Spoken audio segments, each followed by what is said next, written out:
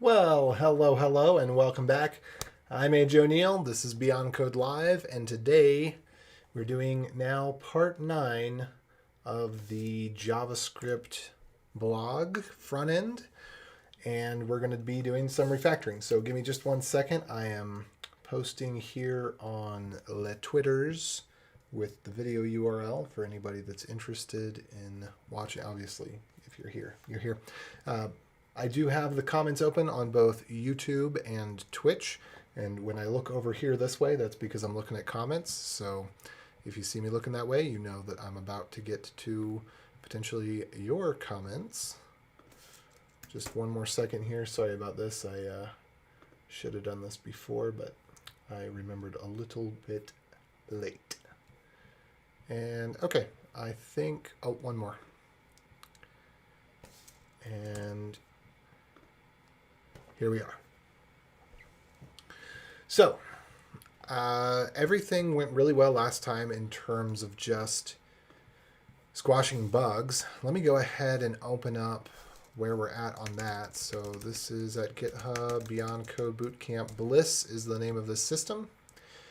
And I've been writing it, I've been doing the ad hoc thing if you've been following along.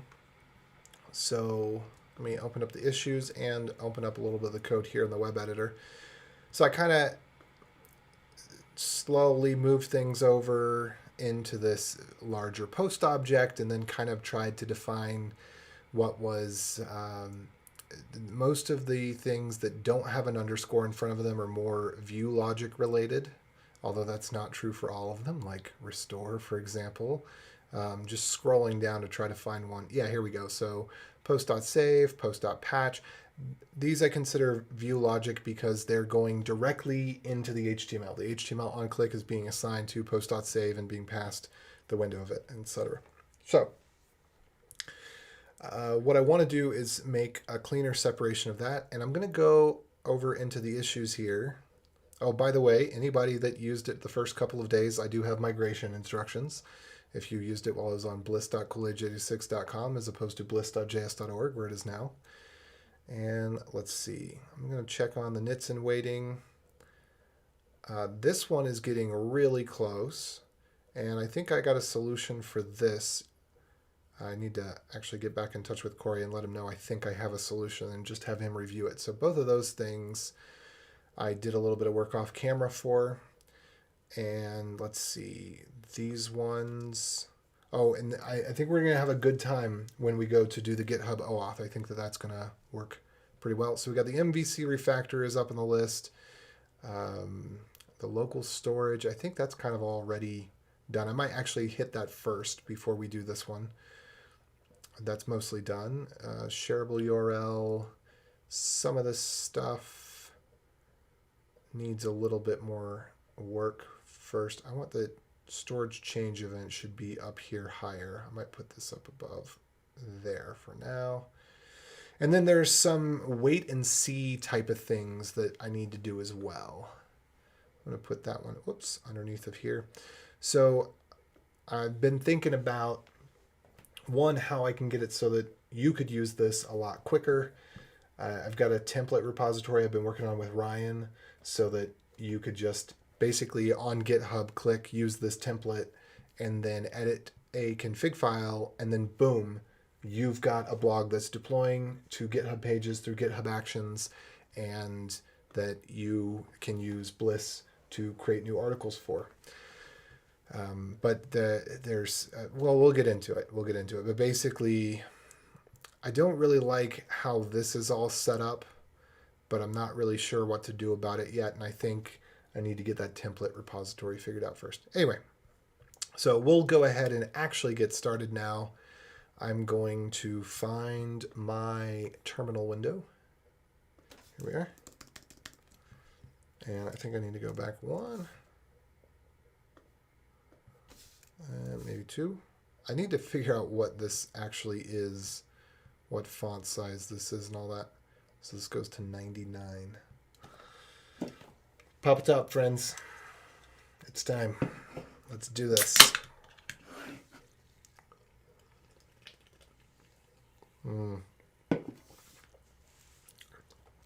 Concentration in a bottle. Okay, make sure I'm pulled in latest here. And let's go ahead and dig right into it. I think I'm going to go ahead and pull this down, not all the way down to the bottom, but down pretty far. Yeah, maybe all the way to the bottom. I don't like to code down at the bottom because I know the YouTube's has the thingies, you know, down there, and they get in the way sometimes with the progress bar or the time and all that mess. So I'm trying to pull it all the way down. Anyway, so kind of what I want to do is distinguish between private values or like internal utility functions versus things that I want to have exported or be documented as part of the API if somebody else were to use this. But right now I don't have any plan for that. I just want to make it better for myself. So I'm going to go ahead and replace all instances of post with post view, and then I'm going to clean it up from there. So post, post, post, post, post, post, post, post. I'm going to do one better here to make sure. We're going to do a backslash open bracket to make sure that there's not something where, for example, underscore create uppercase post, that sort of thing. And I'm just going to say replace them all. I'm pretty confident that that's going to work. Actually, you know what I wanted to do though? I didn't want to do that. I wanted to do post model is what I wanted to call it. Yeah. Okay, now I'm going to exit out of that, save it, do a Git Diff, and just kind of look and visually see, is there anything that stands out to me as a place where that may have gone wrong? And so far so good. I don't have a little percentage counter. But I'm just kind of scanning. Yeah, I think that was a perfect replace. Maybe there was a comment or something that got messed up, but I don't think so. Because, yeah, everything looks good there. So that's number one.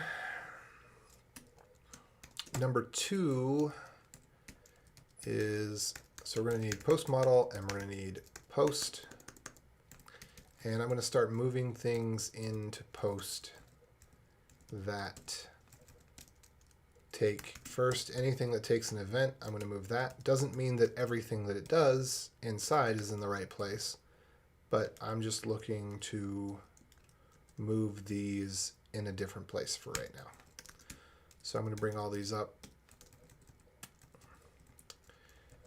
And let's go looking for more of them. I'm going to go start from the bottom to the top. Okay, we're going to grab delete. And we're not going to grab create. And are we going to grab this thing? Nope.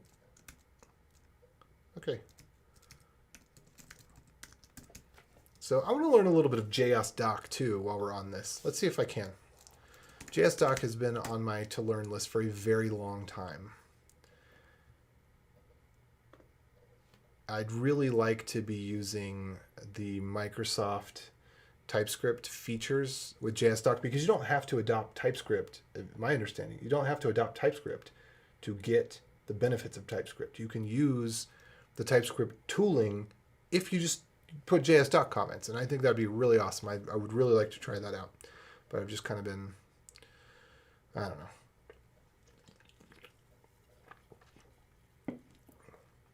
It's all big and I don't know. Is there a quick start?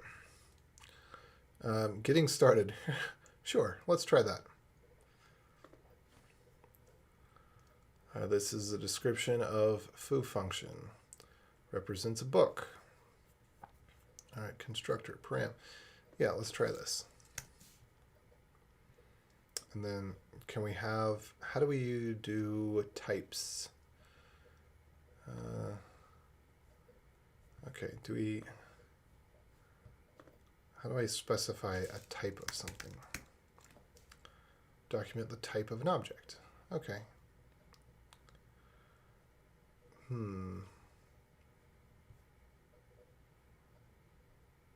array my class. So yeah, I want to be able to define my class, for example. A type expression can include, for example, a type my class will link to my class documentation. So how would I do this?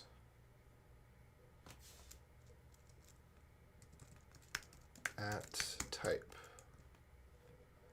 my callback, at callback my callback. I don't know. Type def at type. Maybe I'll have to save this for another video. I don't know. It seems like it'd be perfect to do right now. Let's just see. Oh, bless me. See what we come up with.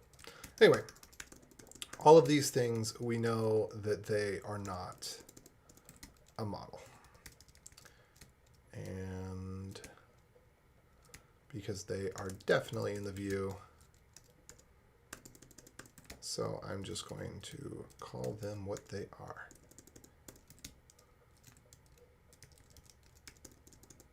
All right.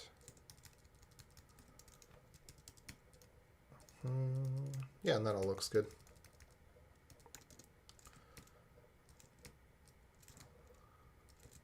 And we're not really going to have so much of a controller. I'm just going to put that logic in with the model, I think, because I don't think we have enough controller logic. We don't really have enough business logic around here to justify its own thing. I did not fill up on water before I started. I'm going to have to take a break to go do that at some time too, because if you want the caffeine to work, the magic ratio is 2 to 1. Twice as much water as caffeinated beverage. So I need a good 24 ounces to keep punishing myself, I guess. Let's see. I think it'll take a few more years before TypeScript is widely adopted. I don't want TypeScript at all. I think it's ugly. If you're on the M of postmodel, you can use DW to delete the rest of the word. Yeah, thank you. I actually have learned a very small set of Vim throughout the years, but it's kind of, there are only so many key combinations that my brain can handle. And so I just kind of focus on the dozen things that I can keep in working memory. I really love this game called Vim Adventure. Have you ever checked that out? And it teaches you all the things for all the different shortcuts. And I go back to it every once in a while and play again. But it is more than I can reasonably do. Anyway, I totally forgot what I was just, what was I just doing here? That one. I was drinking my caffeine. I was renaming some things. Let's see if there's any place where I call any of these. So post.save or postmodel.save. Do I have any of that? Yeah, I do. Okay. So that's what I want to find these real quick if they exist. Postmodel.patch. Nope. All right, postmodel. I know there's no undelete. Postmodel.load. There might be one of those. Nope. And postmodel.create. I don't think so, but there could be. I think there was one place. No, it was the save. The save is the one that was used in multiple places. Okay.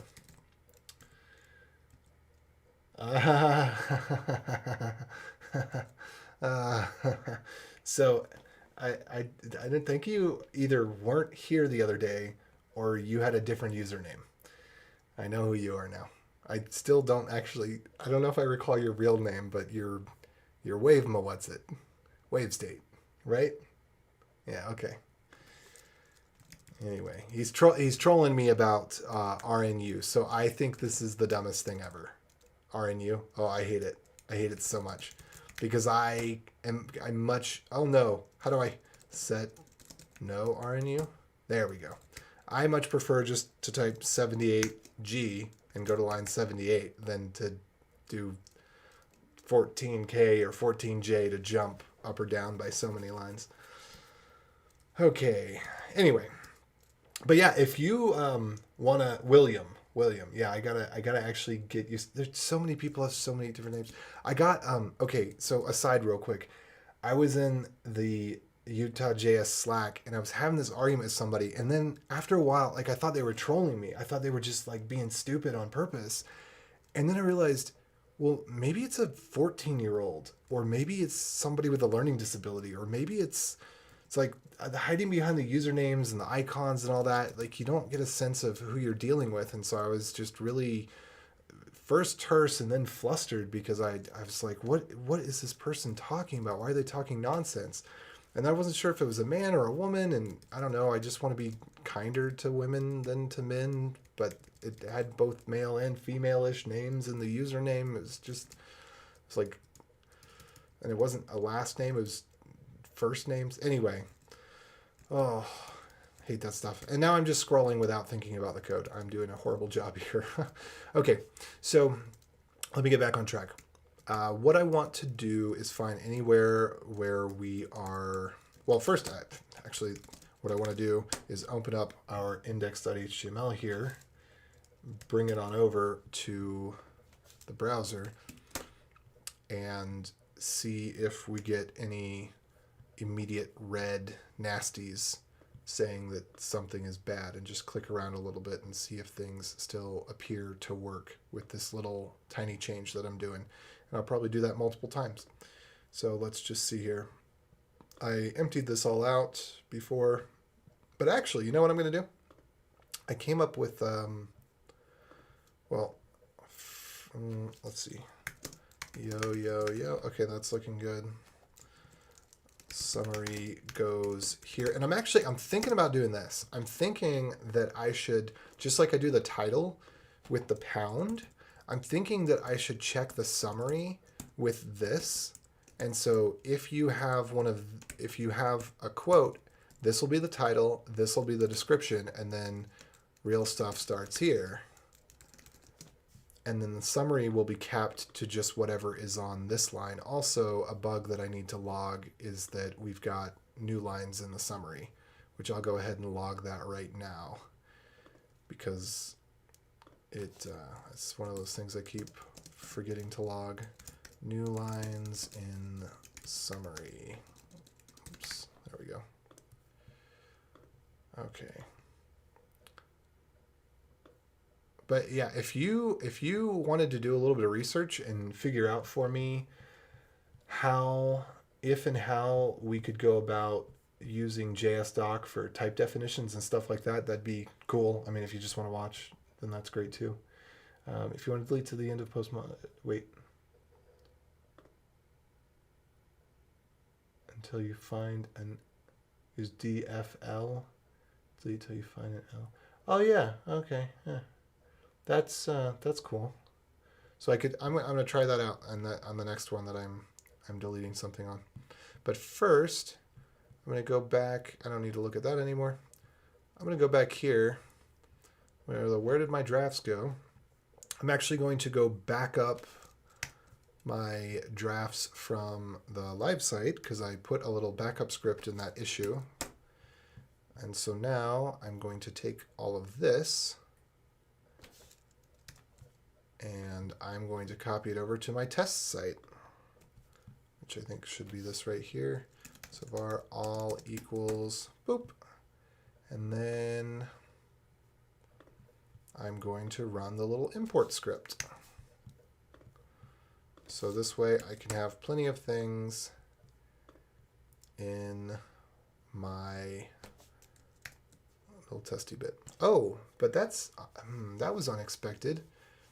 It seems as though that deleted what was there, which should not have happened, because all for each set item, set value. Oh, okay. There's a small bug in this which I will need to rectify, which is that I also need, so now I need to read each item from storage. Okay, a small bug there. I'm just going to note this as well. Note, need to merge the all key in local storage. Okay, note/bug. Okay, so that's something I need to do. And I've got a task open for it. Great. But this is okay. This is going to work for what I need to do. I just wanted to check and see everything seems like it's working the way that I expect, so I don't think I broke anything.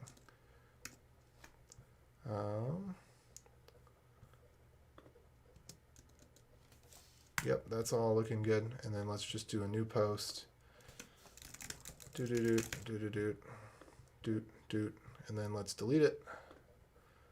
Okay, and it looks like the undelete did not work as expected.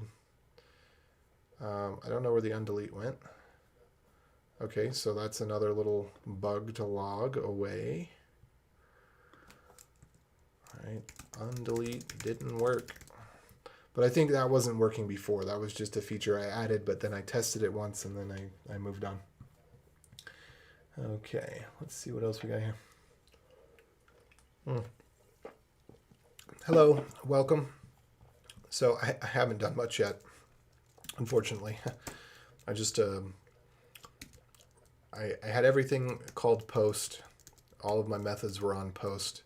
And these are all the methods that are being used directly in handlers in the HTML. Now, you'll hear people tell you the dogma of, but don't use onClick in your HTML. And I'm one of those people that will tell you that dogma.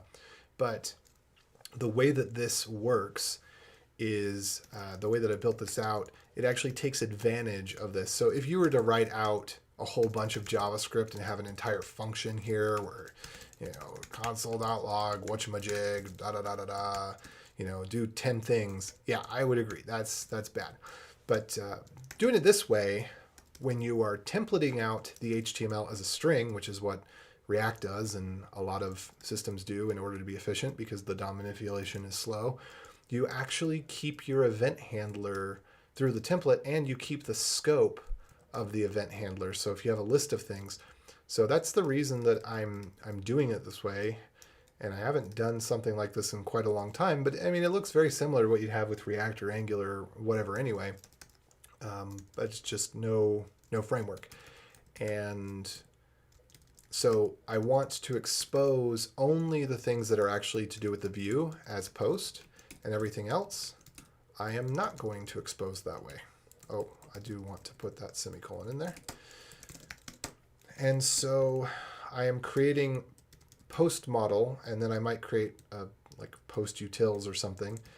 And I am changing the names of things so that the things that I want to be private-ish or more internally have underscores in front of them, and the things that I want to be more public-ish do not.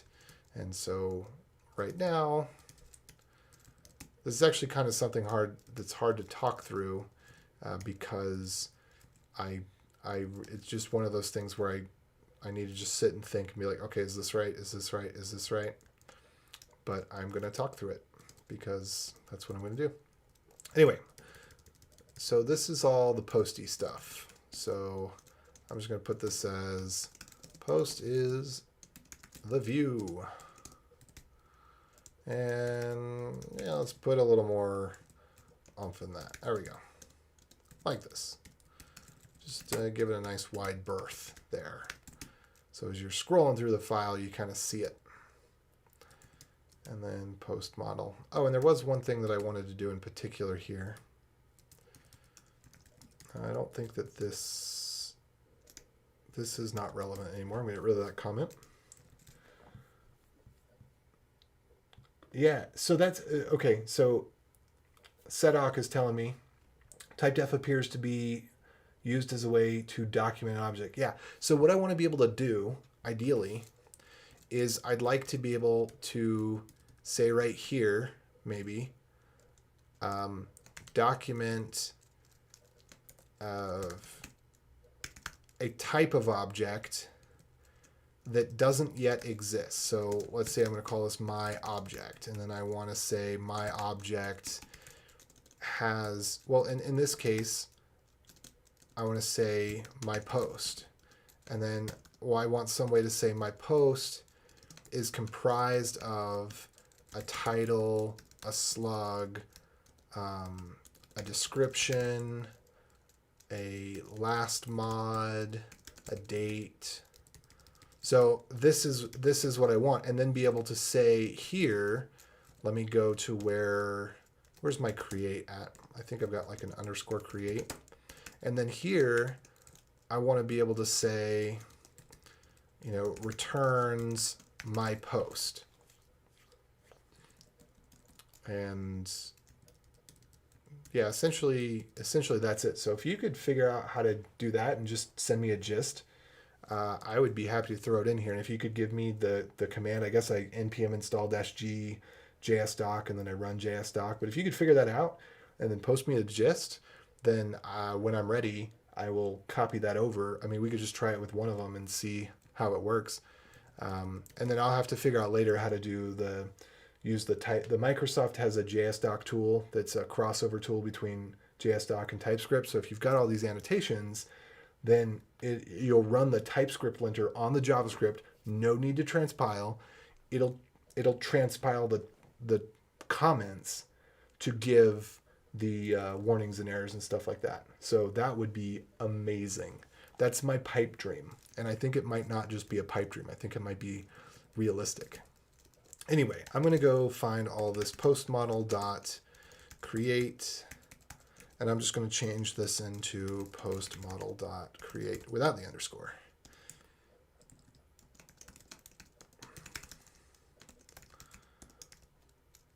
Oops. Okay, and this list, I think, definitely needs to go in the view. Basically anything, I guess I need to be more objective driven here, because I'm kind of starting out blind, and I think that's why I'm fumbling a little bit. It's not just about getting the right names.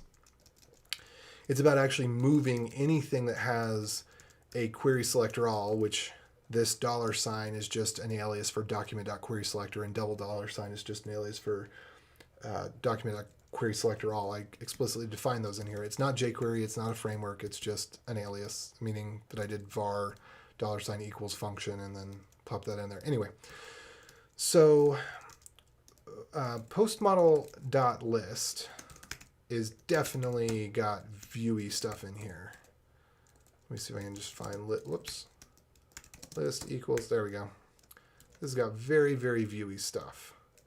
So I want to move this out for sure and bring it back up into the view layer. Because even though this isn't something that's being clicked on, whoops, where was all that? That's post. And then .create, yeah. And I should probably put the create up front. Let me move the create. Yeah, I'm just going to do a bunch of moving around. Try not to change the functionality too much, but just really just get this a little bit cleaner. All right, so create, save, patch. Probably delete goes after undelete. That would make logical sense. We probably want to put the list goes with read, so that'd probably go right after load would be list. What else we got? I think there was a store. Create, read, update, delete, undelete. There we go. All right. And list here. What is this doing?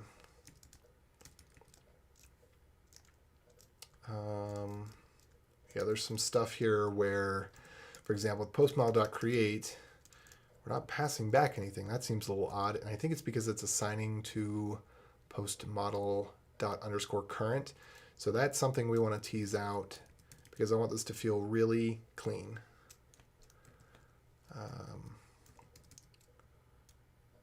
All right, and here's where we're doing our templating. Right, this is actual DOM templating here. So I'm going to say this. All postModel.list becomes post.list. Feel pretty comfortable saying that. And then all postModel_list TPL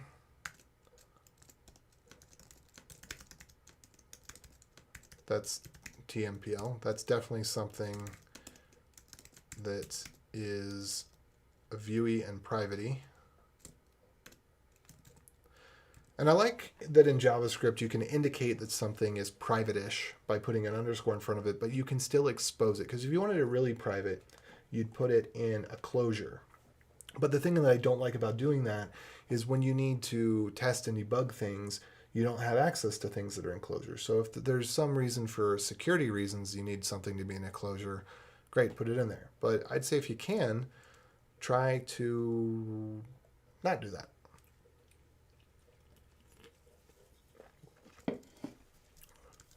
Try to keep it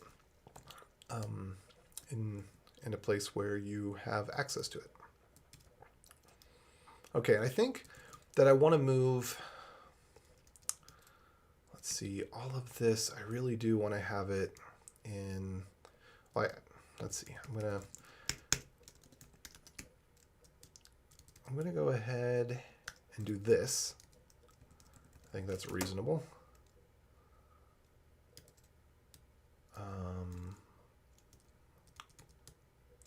There we are. Okay. I want to have like an init function that gets called down at the bottom. So I want to say this is, say, post.init.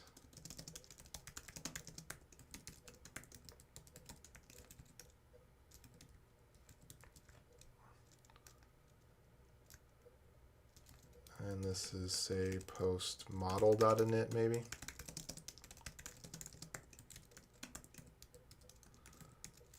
And let's see, does that make sense?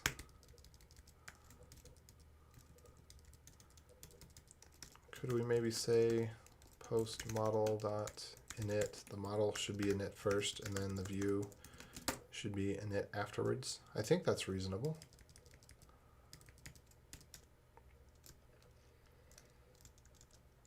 All right. So build template strings.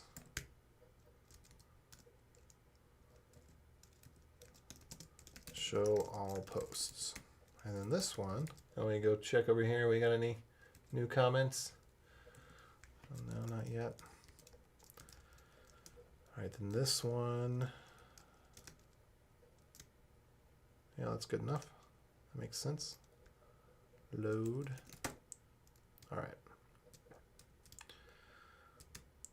Now update. What I really don't want to do is have, yeah, this looks very, very viewy on almost all accounts. So I'm going to say this update here, and then preview looks very, very viewy.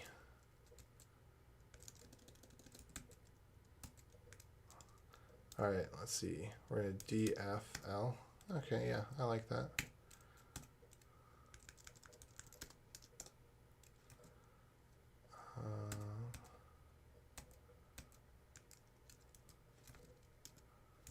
I don't know what I want to rename this to. This is raw preview. This is it's the unrendered preview. So I agree with that. Let's see. Post.preview should be renamed to post.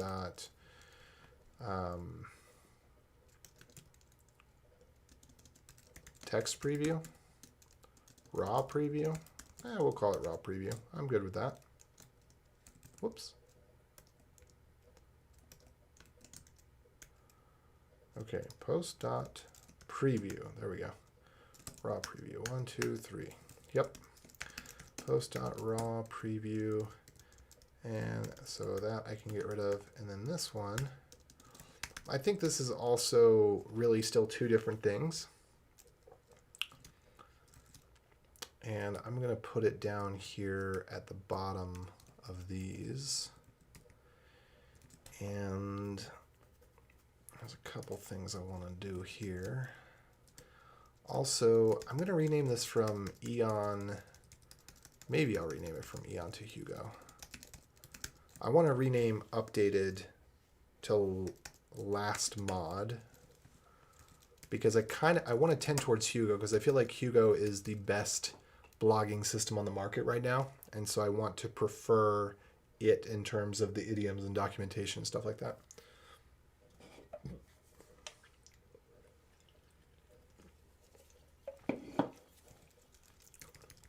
But the updates Ryan and I made today for using Eon as a click button, use this template blog system, it's going to include last mod. And then the bash blog, no change there. And this probably needs something better. Like this could probably be meta key equals description, value equals description, something like that. I don't know. I think that's how that goes. Meta description, is that what it is? HTML meta description. This is what defines the little snippet that will show up in Google. Name equals description. Content equals whatever. Most of this other stuff, well, no, not most. Keywords, my understanding is it doesn't do anything in a search engine. The search engine is going to figure out what the keywords are heuristically. And then I don't know if author does anything anymore either. Some of those things back in the day had real meaning. Back in the Yahoo days. We don't live in the glory days anymore. No ma'am, siree. We're in a whole new world now. Alrighty. So,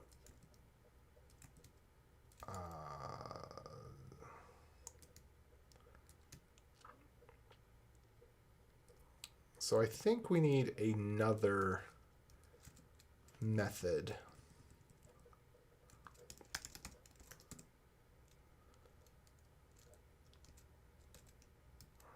File stir.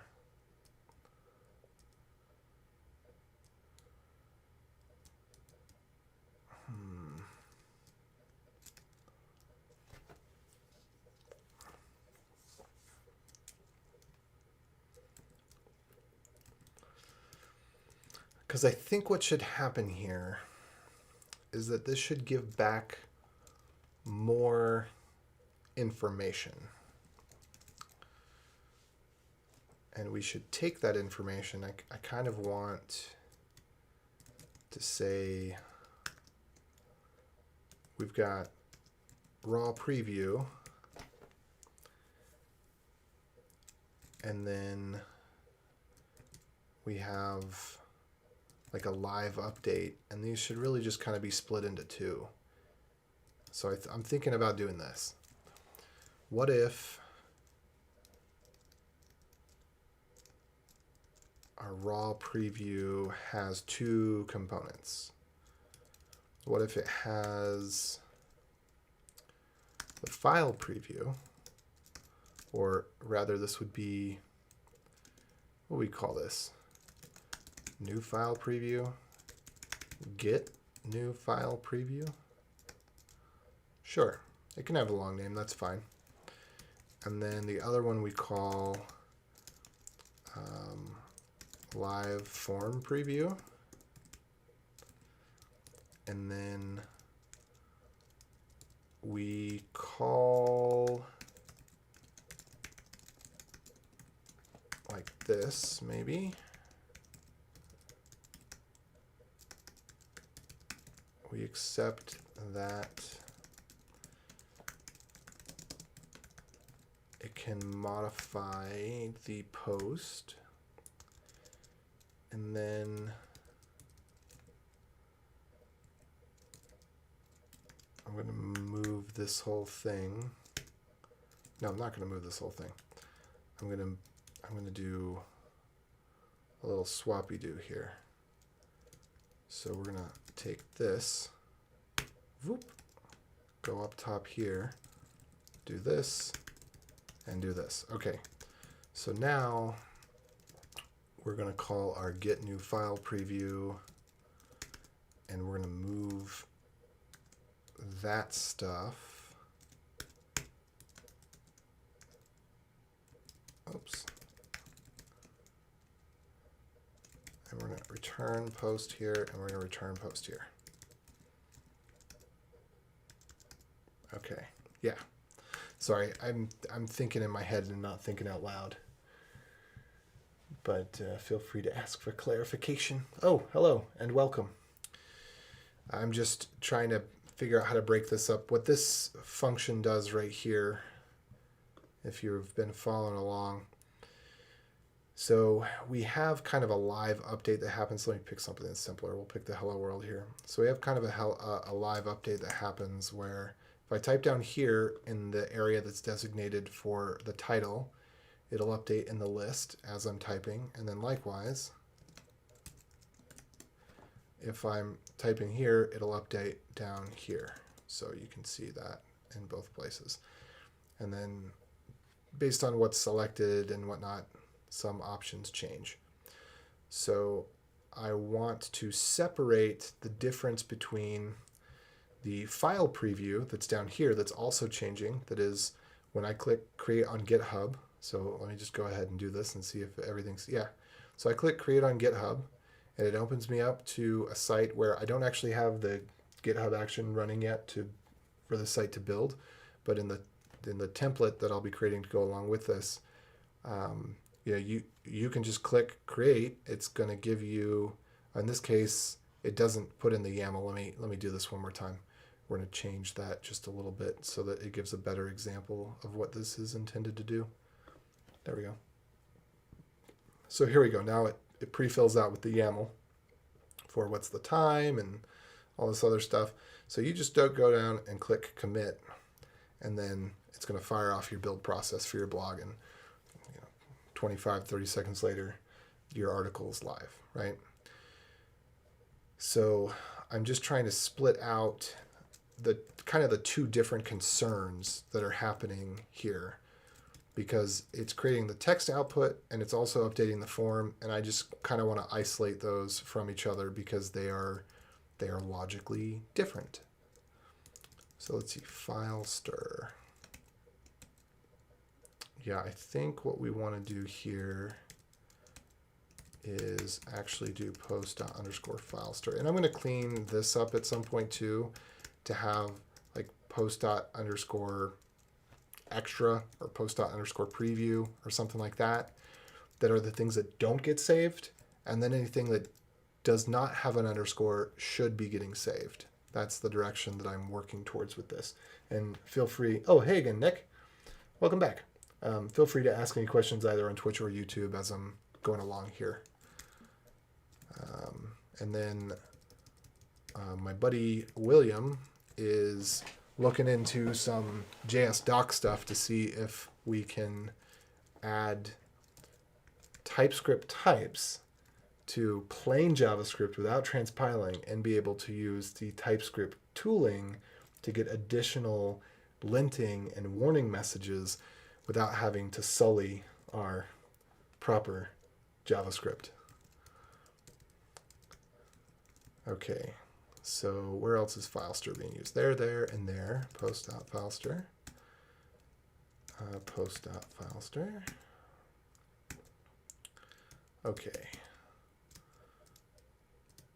So all of this stuff, basically wherever there's $signs, that's all DOM manipulation. And I just want to cleanly isolate the places where the primary goal is DOM manipulation from the other places. And I think all of that. Okay, this one right here, that needs to have a variable. So to do, very quickly going to come back to that. I put X's on things that I plan to come back to right away. Just in case something happens and I get lost that quickly. Okay. All right, and then these ones then we want to move down here. These will go there, and this will have, this is kind of the split point between the bottom and the top. So as I go back up, is there anything else that is very DOM-y? I don't, it's just this. So we really just need to do this one. But now we got a problem that's a little bit overloaded. I got to look at how this was before. So what are we doing with the href here? Href. And then what are we using it next? So we're saying href plus equals href. Okay. So I think what I'm going to do, and I'll see if this works out, but we're going to do post.href there. And then I think we're going to do the same thing down here. We're going to do post._href equals href like that. And then this goes right here. Yeah. Okay. So this would be post._href. Okay, so this reminds me of a couple of other things that I want to do with the post. Oh, unexpected token. What did I do? 192? Where? 192. Oh yeah, we don't need a bar there. I think pretty quickly I want to clean up the things that are actually part of the post that are documentable parts of the post. So post.title, post.slug, post.date. I want to get rid of the underscores on any of those things. So I'm going to go track that down in just a second. Let me check back over here for function calls. So you're going to have to put that in a gist for me, Nick. I cannot read that like that. I believe you can force typing using ESLint or using TypeScript config with allow.js set to true. Yeah. Yeah. If you put some of that stuff in a gist for me, that would be great. But I'll show you. I'm gonna pause real quick. Let me put another little to do xxxxx so I can get back to this because I got distracted here. But I don't know what it actually looks like. But I want to be able to do something like this and say, hey, this is what my post looks like. Oops. I don't know what it actually looks like because I haven't done this before, but I guess in JavaScript these are capital, right? Yeah. So I want to be able to do something like this and then be able to say somewhere else, you know, documents, I don't know how it looks, post model dot create, you know, at returns my post, at async. This one's not async, but whatever. So if you want to keep a running gist and kind of just take one or two examples of things that you see me working on, and I'll copy it over in a couple minutes. So that'd be awesome. Oh, and by the way, if you do enjoy this, please give it a thumbs up and consider subscribing, hitting the bell for personalized notifications so you know when I'm doing code stuff. Much appreciated. I mean, of course, you know, if you like the things you like, you get more of what you like. So works for you too. Okay. Where was I at? Oh, let me go back to the X's. There we go. See? That's one of my methods for keeping myself on track, is putting a bunch of X's in the code that I can go back to. All right, I think that this is right, and I think that we should be able to tell very easily if I got it wrong. Man, this is such a big... I feel like these deserve to be in their own functions as well. Essentially, let's see. Yeah, this kind of feels like I should pass in the system, and then these things should just be out there in the ether. So we have post.systems equals, let's go ahead and move that. And this is good because, like I was saying before, as I move this out, now it becomes something that's inspectable and debuggable and goof aroundable with. I don't know if goof aroundable with is a technical term, but it is now. So this is not something I want somebody to modify, but if you're playing around, you're trying to figure things out, and you want to be able to modify the live system, I want people to be able to modify. I want me to be able to modify the live system as I'm debugging things. So moving something like that from a variable inside a function to something that's static outside of it allows for more toying around and monkey patching, which is not a good system to build on top of, but is a great system for prototyping things out. Oh, yeah. Yeah, I forgot. Because spam bots would come on here and bombard, and so I did turn off the ability to post links. So why don't you send that to me in an email? There you go. And then just let me know when you send it. And I've got my email open now in yet another tab. So I should see the email come through. Thanks. Okay, and then I should be able to post links. So I'll repost it once I get it. I'll take a look in a minute. All right. So yeah, I gotta think on this one. To do, how should a blog be represented? And so a blog would be considered it's like a system like Hugo, plus a theme like Eon, plus a host like GitHub, plus a URL is kind of, that's what a blog means to me. And it's a lot of information. So I don't want to just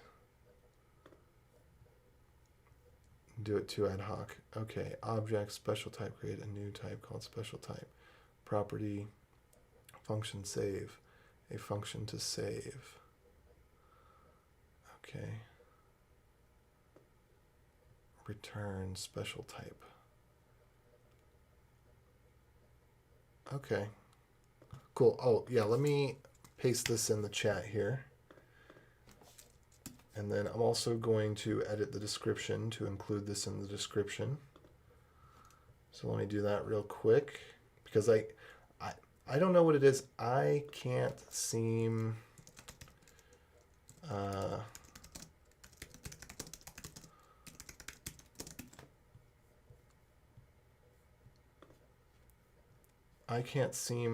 to add comments on this while it's live.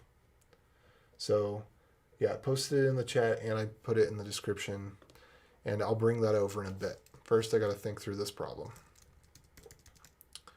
Well, I'm not going to think through that problem yet. That's a wait and see problem.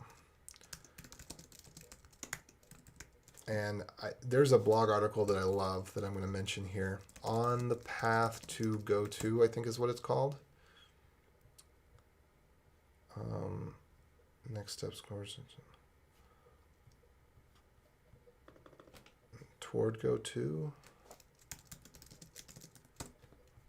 Let's see. Toward go to. This is such an excellent blog just about programming in general. And I want to share this quote with you. And I think that it's really something to take in and consider, because we want solutions. And I just put that in the description as well. So we want solutions, but a lot of times we don't know what the right solution is, so we just start churning out code to, kind of basically we're doing our own little genetic algorithm of seeing what sticks. But this has to do with actually what ended up being a bug that was kind of known that it would eventually be a bug or could eventually be a bug that affected some large service. And so it was a known bug, but they didn't do anything about it, and it made a lot of people upset. But this is what they said about it. We did what we always do when there's a problem without a clear solution. We waited. Waiting gives us more time to add experience and understanding to the problem, and also more time to find a good solution. And so then they basically said, and when this Cloudflare had this big outage that was based on this problem, it gave us more context. So anyway, it won't let me post this because it's too many letters. Oh well. There we go. I'm gonna get out of that now. But excellent blog post. Highly recommend reading it. Just as a lot of good philosophy in there on code design. Not popular opinions though, but good. Anyway, so that's a wait and see problem. And then here, I don't know if maybe that belongs in Vue, maybe it belongs somewhere else, but we're going to leave it there for now. What I do know doesn't belong here, that systems thing we moved out. And I wanted to move this out because this just feels too big and messy. I think that essentially, let's see, is path name used anywhere else? Path name is used all through here, and then through here, and then through here, and that's it, right? Yeah, it's not used anywhere else. It's used to construct the URL, and then we issue a warning if we're using an unknown host. So I kind of want to take this whole thing. I think it will be safe to do this and move this whole thing into a post dot create URL.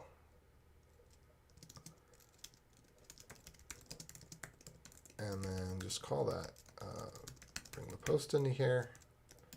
And for those of you that aren't familiar with the style, with the style that I'm doing here, it's kind of, I think I started doing this as I was both learning JavaScript and C at the same time, and I've come back around to it. And Crockford, who is, in my opinion, the Lord and Savior of JavaScript, I think this is kind of what he landed on eventually as well, is basically just use JSON to the full extent, because JavaScript is an asynchronous language, and trying to maintain state and objects and stuff like that is just difficult in an asynchronous language. And so instead you have these collections of methods that operate on, so instead of having a this, you just pass in a post. And I think Python does something like this, Go does something like this. So this is a pretty common way to do something, is you have a collection of functions, and I put my collection of functions with the capital letter object, and then they always, maybe I should call this add href instead. And then they always accept as their first argument the thing that they modify. So instead of having an object with a bunch of functions on it, or having each instance of an object have a bunch of functions on it, you just have one, basically, I don't know, what do you call it, like a static class. If you know the name for this, go ahead and comment and let me know, because I think there's a technical term for this, but I just can't remember what it is. But it's basically static class methods, but the class just creates plain objects as instances, not objects with functions. So you can put them through JSON, you can pass them over the network, you can save them in the database, you can put them in local storage, and you don't need to rehydrate them. Oh, let me check this out, make sure. Okay, good. I want to make sure that's not my wife telling me, shut up, you're being too loud. trying to sleep up here. Generally, I think she can't hear me when I have the door closed, but then it gets hot when I have the door closed, so catch-22. Okay, so I'm going to put this down. I guess I'll put it down right here. That seems like a good place to put it. There we go. And then I like to always, at the end of these sorts of things, uh-oh, is that right? Okay, that is right. I like to return the object that's being modified. If an object's being modified, I like to either return what was modified or the object, usually the object. And that's just kind of a signifying, because it's often considered poor form to pass an object in and to modify it. And I agree with that, but because it's creating state that you have to keep track of, you have to call some method before you call some other method, and it negates some of the benefits that I just talked about. But state's got to go somewhere, and if I don't add the things onto this object, then I have to return a different object, and then I would probably have to put that object on this one because they're associated, or to have to create a meta object that holds this object and those objects, which is probably the cleanest approach, is to have an object that has the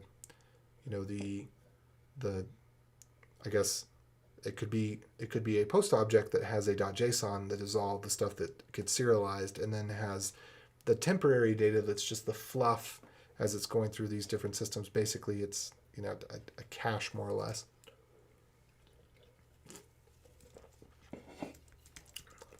Okay, so this function creates the href, and I think we can move that down here to the bottom, right? Yeah, that looks right to me.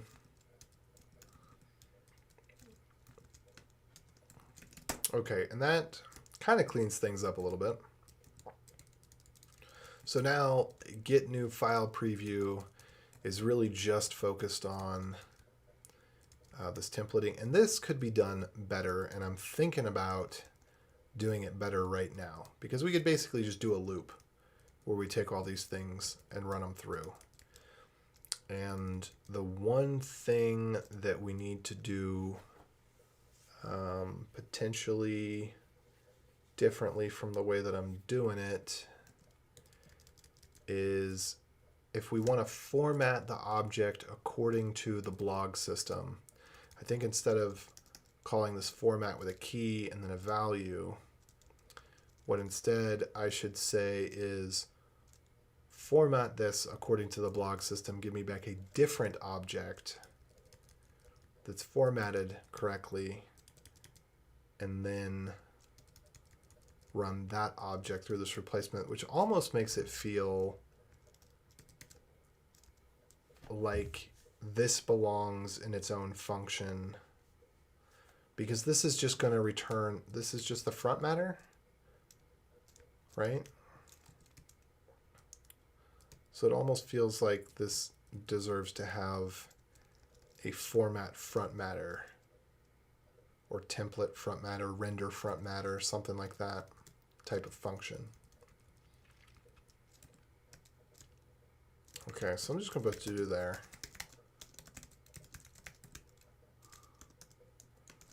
I think that's what that might deserve to be. And I'd also say that the, whoops, where was I just at? The format function, that deserves to be in the view area. And that's only in a couple places. And I'm going to bring that back up. And its name is not complete, I would say. Format front matter is not.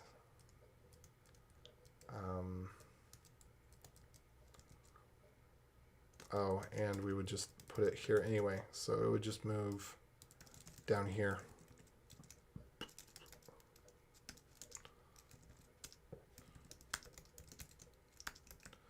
Okay, I'm going to call that underscore format front matter. And then I'm going to look at the comments because it's been a couple minutes.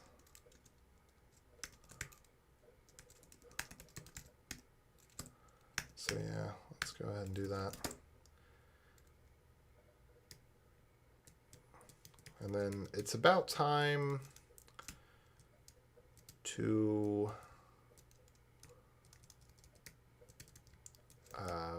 check and see if things are still working, and then stash this in Git. Maybe even do a whip commit on this that I'll rebase away later.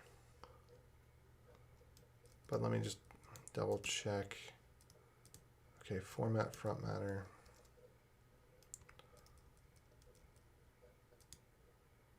Yeah, this is not quite right, but that's okay.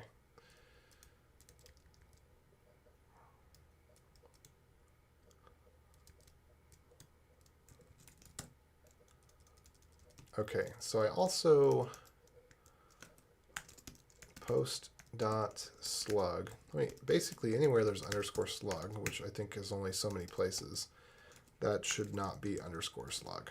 Let's see, underscore slug should just be slug. True, true, true, true, true, true. Oh, now we got a little tricksy bit here. True, true. Okay, so what I need to do, there's a Git item that's going to have, what?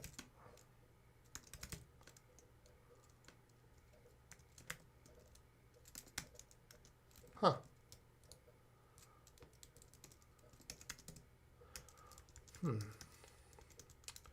Interesting. So I guess I don't actually need to put that in the database, the slug, because I'm not allowing it to be modified. Well, I'm still going to put it in there.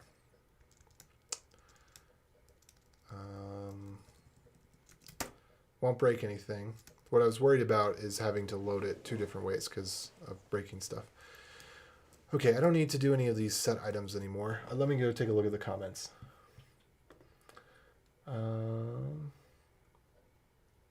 Oh, cool. This is exciting stuff here. All right, you sent a small gist for JSDoc as well. Let's see. All right, so I'm going to post that for everybody that wants to take a look at it. And I'm going to have to inspect these a little more later, but I'm going to take a look at them right now. And I guess I should pull it up on the screen. I'm sorry. Before, when I looked at it, I was looking at it on the other screen. Okay, so you should see this. I'm just going to take a minute to scroll through these comments. All right. Yeah, jumping in headfirst is much more headfirst is much more fun. Why we don't wait to find good solutions.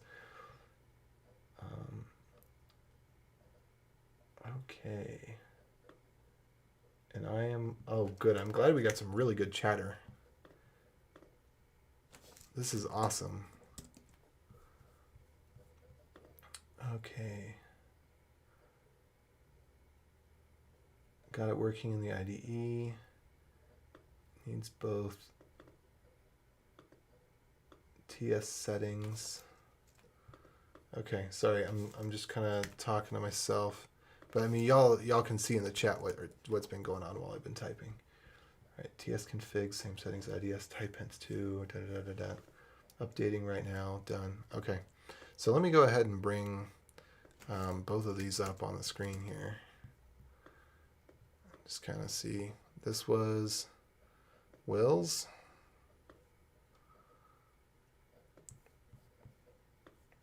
Okay. Okay, so this was just looking at how we might use type def and the return and things like that. And then this looks similar. Wait, now why does this have the double strings?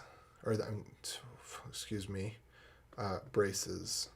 This one didn't have double braces, does it? Oh, but it's just saying generic object, whereas this is defining the object very specifically. Type post.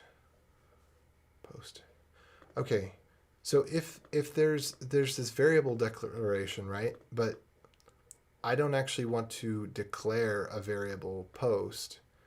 I just want to declare its type and then be able to say this returns a type post. Or is this? Oh no, okay, I see what's going on here. So this is saying, okay, here's an instance, and this could be, that's how we do it at the top level. Got it. All right, and then param string. So it's lowercase string, not uppercase string? That seems kind of odd, because in JavaScript, like date is uppercase. Shouldn't string also be uppercase? Is that a typo, or is that the way it is? All right, type enforcement, tsconfig file. TypeScript.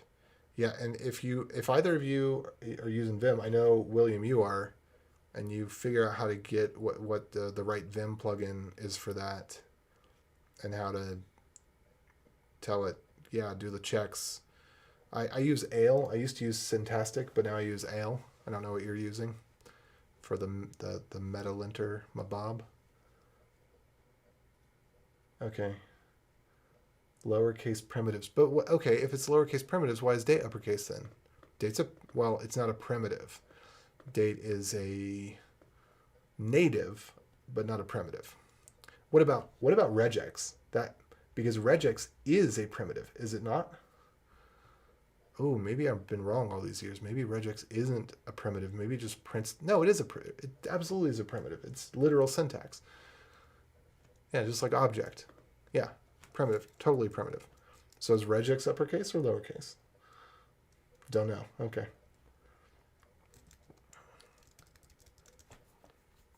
All right, thanks. So anyway, I think I can get rid of all the set items now. I don't think that'll break anything for the 2 people and myself that have been using this. Yeah. I can get rid of all the set items except for these 2. I think 3, 4. Those are part of the same thing. Okay, cool. So those set items are gone.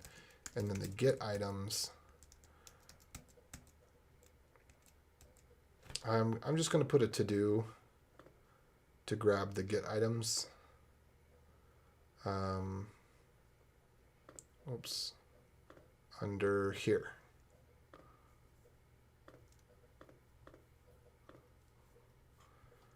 Which is kind of ridiculous because I doubt anyone other than me has used bliss.js.org yet. If you have used it, if any of you watching have used it, please let me know.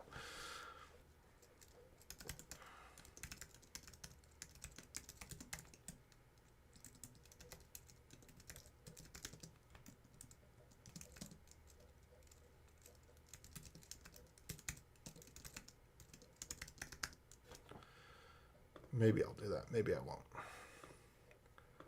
feel like I released it to the public. Some people watched. Maybe some people have used it. So I ought to do the right thing. Okay, but so specifically, I'm going to get rid of these right now. Probably doing too much without testing this. But I don't know. I feel pretty good about it. 1, 2, 3. 1, 2, 3. 3.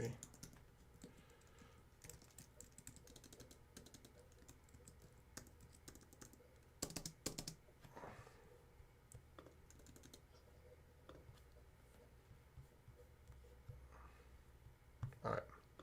So we're going to get rid of, whoops, the old style and just keep the new style.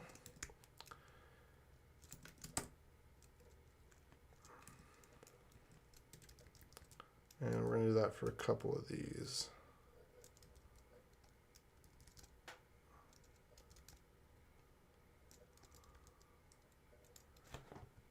Yep. I don't need to go through all of them.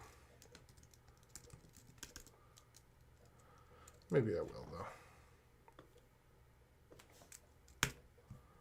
Just as a matter of completeness.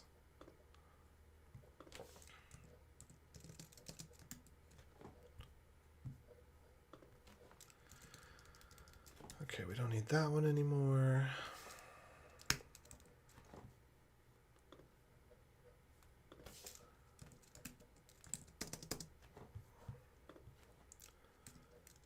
just getting rid of some of the extra junk here. I definitely don't think that was around for long, if at all.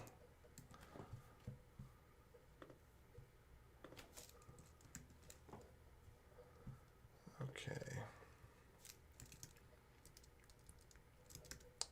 All right, so this is correct.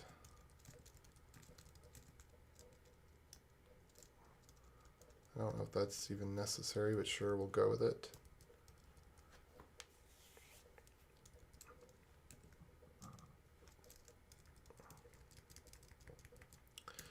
So I think what's going to emerge here is I should have something like blog ID. The post belongs to a blog, and that blog ID should specify these things. And the blog ID could maybe be the repo. And so I would want to grab the blogs at some point. So I need a blogs model, essentially. And then maybe at some point I'd have a blogs view, but I think, yeah, we'll wait on that. We're going to wait and see on that one. But I think that's what this is going to look like. It's something like this. It's going to be blogs model dot, get post dot blog ID. So we're not going to need to save all of this information. But when we do save, I think actually, I think I'm going to go ahead and make a blogs model. Blog model.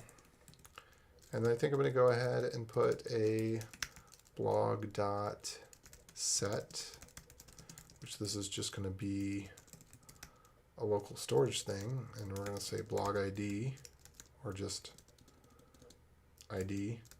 And I want this not to be a UUID, but an idempotent ID, because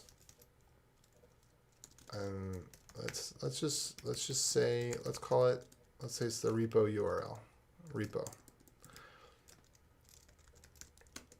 The reason being, unlike a post, which cannot be idempotent, you're not going to write out exactly the same post twice.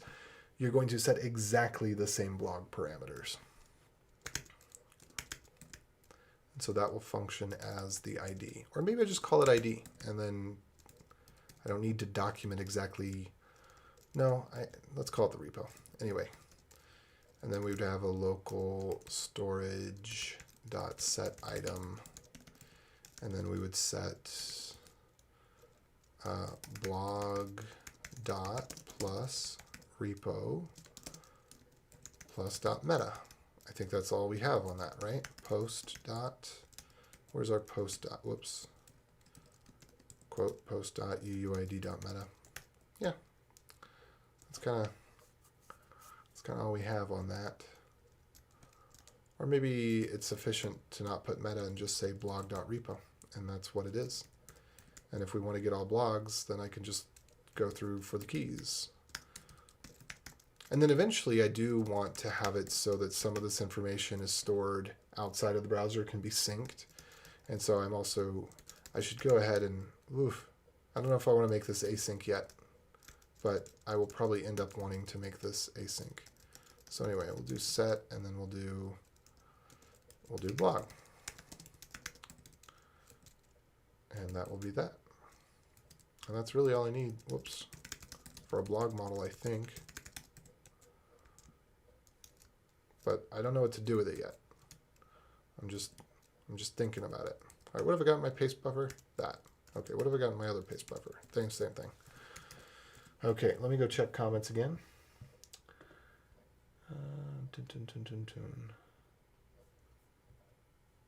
All right, just a little bit of chatter. Cool. Alrighty.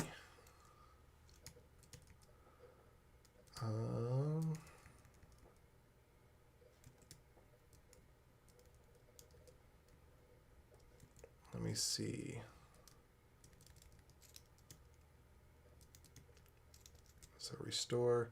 Now, of course, local storage is part of the DOM, but this is not a dummy part of the DOM. This is a storage. This is very much a model part of the DOM, not a dummy part of the DOM. So let me go see real quickly if there are any more $signs below. Let's see. Let's start at the bottom and work our way up. There's an init function with a $sign. That's fine. What is this with the $sign? Update function. Does the update function? Okay, update is update. Oh, that was not fixed. Okay, let's go fix that.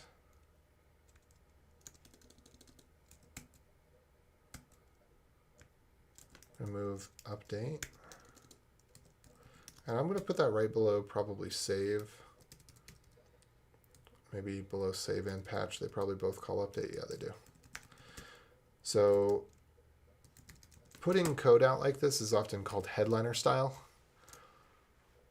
So you put the really important functions up first, and then you put the helper functions below them, sometimes immediately below them, or sometimes below all of the most important ones. So I like to put it immediately below, just because it's part of the same group. Depends. Sometimes I might do it the other way. All right, let me go back down. I'm just searching, whoops. I'm searching for $signs because I'm trying to see, is there anything else where I obviously am mixing model and, okay, load. Load is absolutely part of the view. This load is anyway. And then what? This is probably one that's kind of mixed a little. No, store. Okay, so both store and load. But let's take a look at these a little more closely.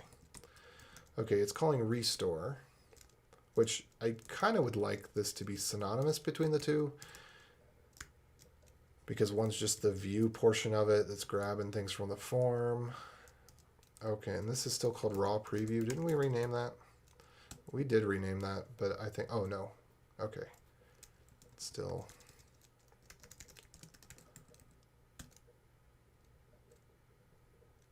Okay, and that does not need to return anything. Okay, so load. We could maybe call this restore instead, because I'd like the viewish one and the modelish one to have a similar name. But let me go down. Where would I put this?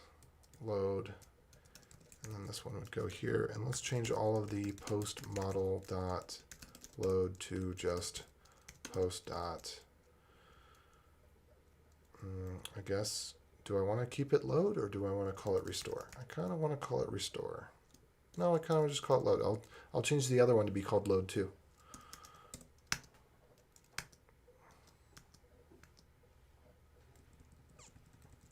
Yeah, that makes sense actually.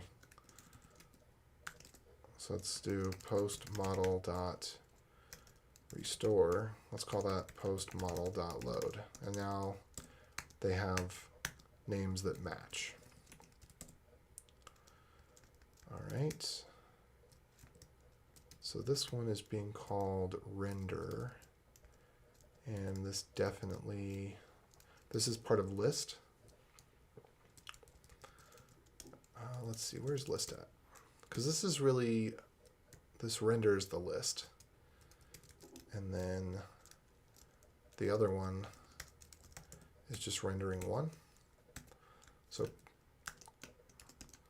post model dot render, whoops, dot underscore render, should really be post dot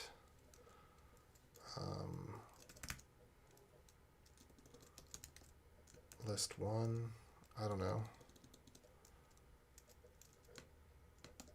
render row. I think that's what it is it's rendering a row.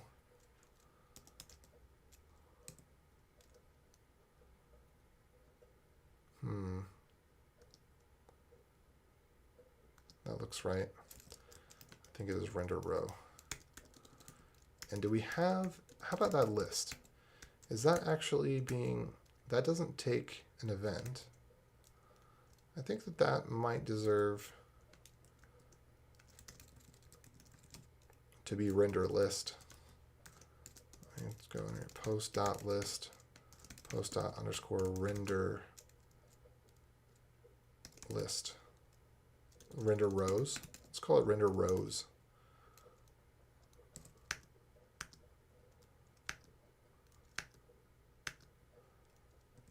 I like that. Check over here if we got any more.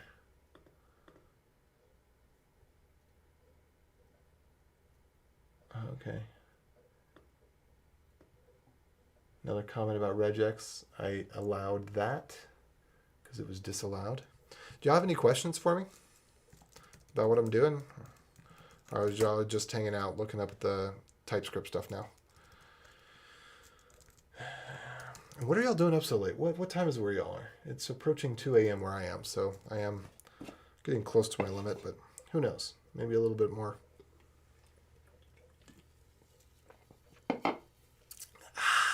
Liquid magic. I've had a really bad week in terms of not taking care of myself. Next week will be better. Sunday? Oh, it's Sunday now. It's Sunday now. This is a new week. Well, it'll be a new week in a couple hours. I'm gonna do a lot better health-wise. Yeah. Okay.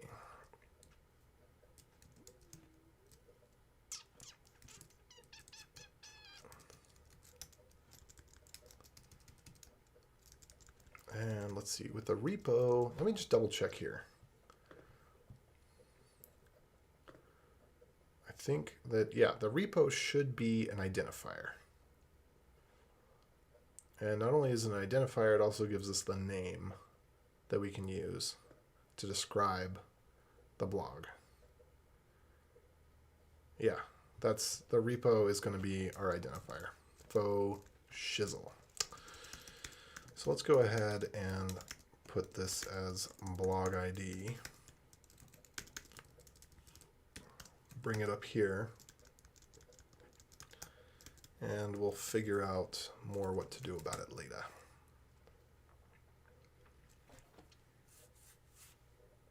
And I will need to do iterate over local storage to upgrade.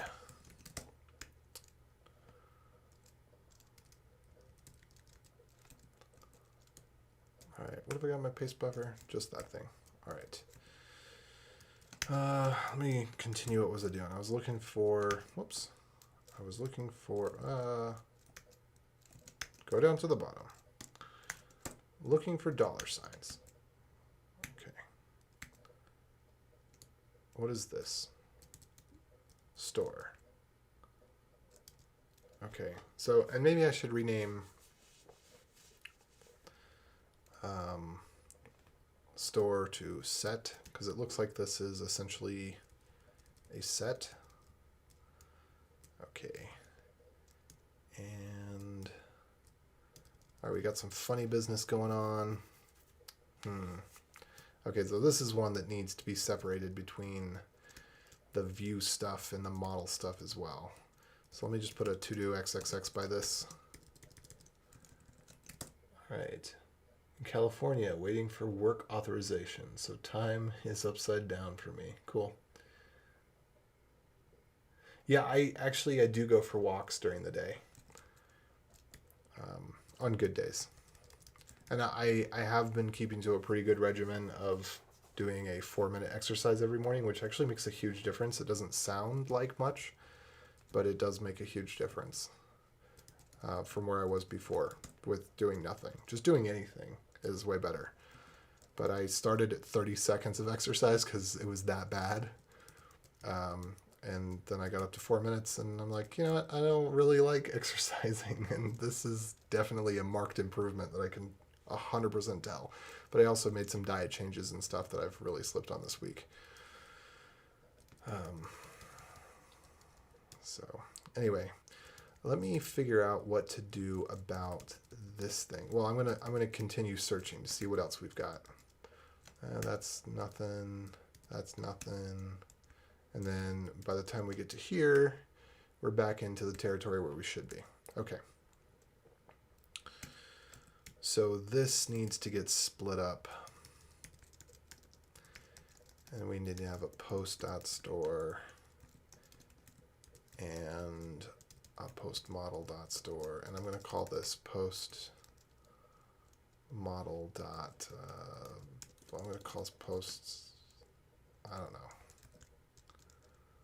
I'm going to call it whatever for right now, because I'm going to have to do a replace, and I'm going to have to figure out in which of the places does it need the whatever, and then which of the places does it just need, which places does it need the view, and which places does it need the model. I'll have to figure that out in a bit.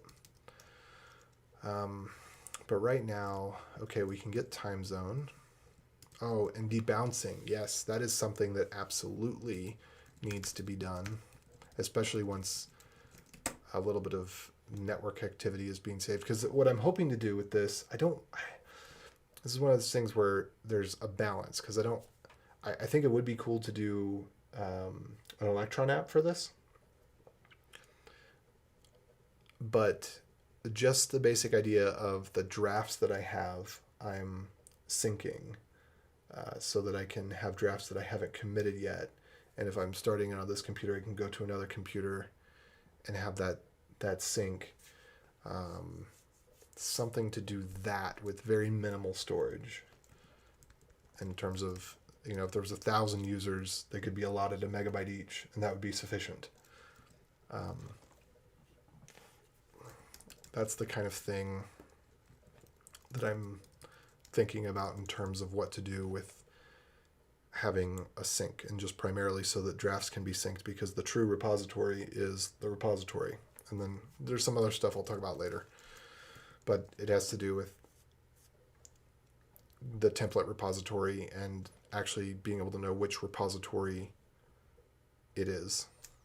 Like it's basically a mini version, well, not a mini version, just a self-hosted version of Bliss bound to the template block. I'll go into it later.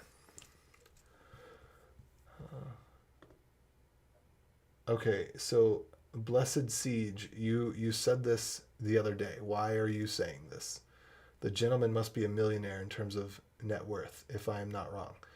Who are you, and why have you been looking at my bank account? And could you please give me the credentials to log into that bank account of mine?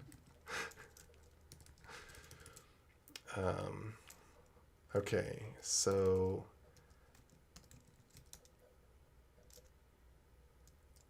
this one's a tough one, because essentially we want to run the store first, right?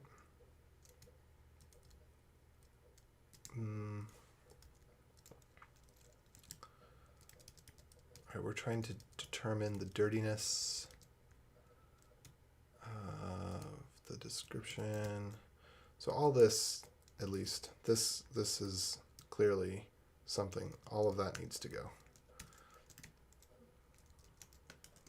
And this will be part of post model dot set, perhaps. Post.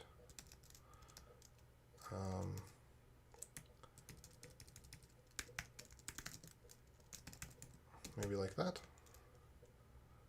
I guess really it could just be save or store. So when I think of set, I think, hey, this needs the ID defined. But if I think of save, it's like this either will have or get an ID. So I actually like the idea of moving this over to save more. Okay, but problem is I'm looking at the wrong place here. Let me take these things, all of this, okay, and let's move that here and then close it off like so. And then let's go everywhere. Well, I'm not ready to do that yet. So I need to start looking for post_model._store and see where it's at. So this is totally appropriate to call save here. Let's do this. Let's say there's some instances of post_model._store, which should be post._save. I think that's fair to say. So there's one that's definitely the case. There's another that's definitely the case. This one is the case. This one is not the case. Or maybe is. I'm not sure. I don't think so. No, I'm going to vote no on that one. Okay. So then there are instances of post_model._store, which should be instances of post_model._save. Whoops. What did I do wrong there? I'm missing my S. And then post_model._save.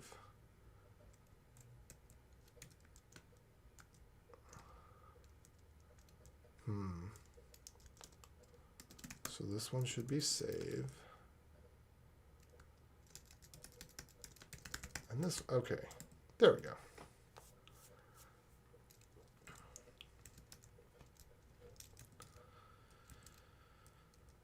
Okay.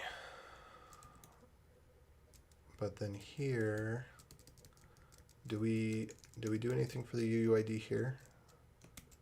No. Where do we do stuff for the UUID?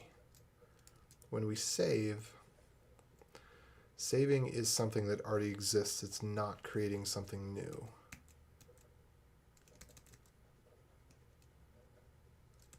Okay, and it looks like we're okay to define it as such.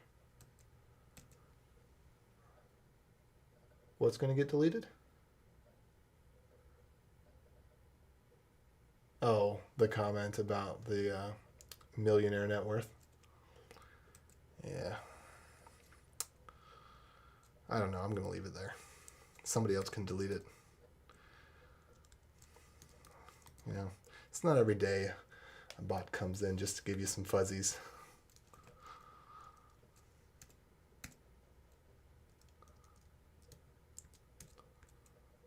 Alrighty.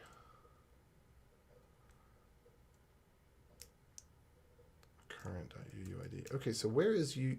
There was a place here before, at least, which I expect is somewhere now. Where the UUID was created if it did not exist.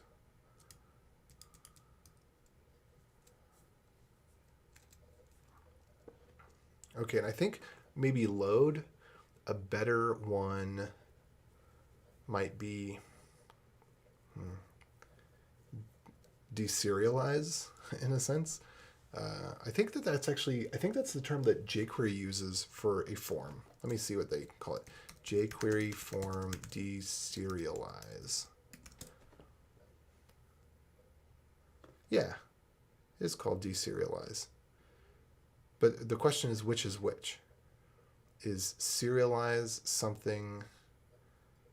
Serialize is when you take the form and you pull it in to your database or whatever. Deserialize would be when you take it from the database and put it back into the form. Yeah. So I think load should actually be deserialize. I think that would be appropriate because that's what it does. So I'm going to put a little to-do there.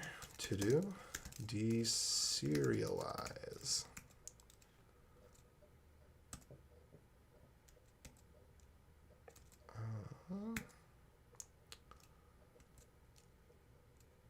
But what I want to know, okay, do we still have postmodel.load? Is that a thing? That is a thing. Okay, and postmodel.load is where if it doesn't have a UUID, it gets one.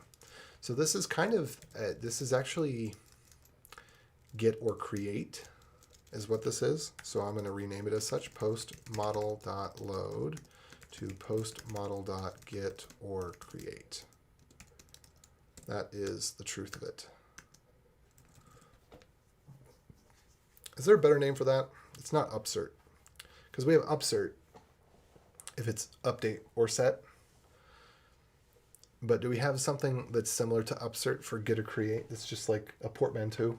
I don't actually know how you pronounce that. If you know how to pronounce that, let me know. Okay, checking the comments out. Let's see what we got. JavaScript is your primary language, and do you work with other developers on the same code? So primary is a strong word. I do a lot of JavaScript. I prefer Go. I spend more hours in JavaScript. Yeah, so it's my primary language. Do I work with other developers on the same code? Yes, I do. So first of all, there's a buddy I do consulting with, and so he and I kind of pull each other in on jobs, and so we teach each other. He is much more on the front end, and he's always trying to convince me of things that probably are really good, but front end just makes me tear my hair out. And then I'm on the back end, and I try to teach him those things, but we cross-pollinate a bit. And then I also have a full-time job now, because I was full-time consulting, but now I do have a 9-to-5. And so I work with other developers, and sometimes we do pairing together. But this is not something where this front-end code is not something that this style I have not worked with someone else on. So if you've got some feedback on this, I would love to hear about it. But I think this is my problem with the front end. Front end is mostly, it's a different mentality than back end. Back end, you have the Zen of Python, you have the Go proverbs, you have I forget what Ruby calls theirs, but the back end languages have these manifestos. And it's about simplicity, it's about architecture, it's about correctness, it's about simplicity of working with others. I feel like as I'm done, when I get done refactoring this, pretty much anybody who understands just general principles of software design could walk in and kind of figure out their way around. Like the documentation on this could be pretty minimal. I have not seen a React app where the documentation could be pretty minimal. So I don't know that many front-end people would appreciate this, but I'm a back-end developer that happens to do front-end code from time to time. And you did say primary used more than other languages. I read that ESLint is superior option for checking and fixing TypeScript. For followers following JS docs, I'd have to look into that. So I have stayed away from ESLint because it is so complicated, and it's all like you have to have Babel, and you have to have, the one thing that killed me about it was you can't use promises with it without a whole bunch of tooling, because the promise support was built on yield, which ended up not being used, or maybe it was async await ended up being on yield. But anyway, because it was based on JavaScript that didn't even exist and draft specifications and whatnot, they basically built like draft crap that basically got thrown away or ignored on top of other draft crap. And so then it created this huge dependency chain where in order to run ESLint on code, it has to transpile the code first. And maybe that's been fixed, but it was an issue that had been open for years because I ran into something where it wasn't working right and I couldn't figure out how to get the right plugins installed. And but anyway, I use JSHint.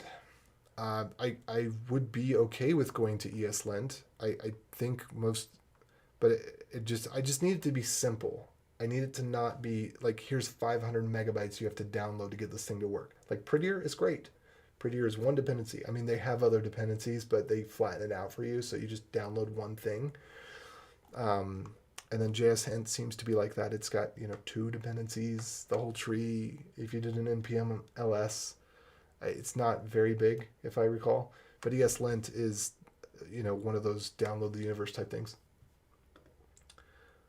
first or create is what Laravel uses. Interesting. First or create. Oh, because it's that makes sense because that's SQL nomenclature.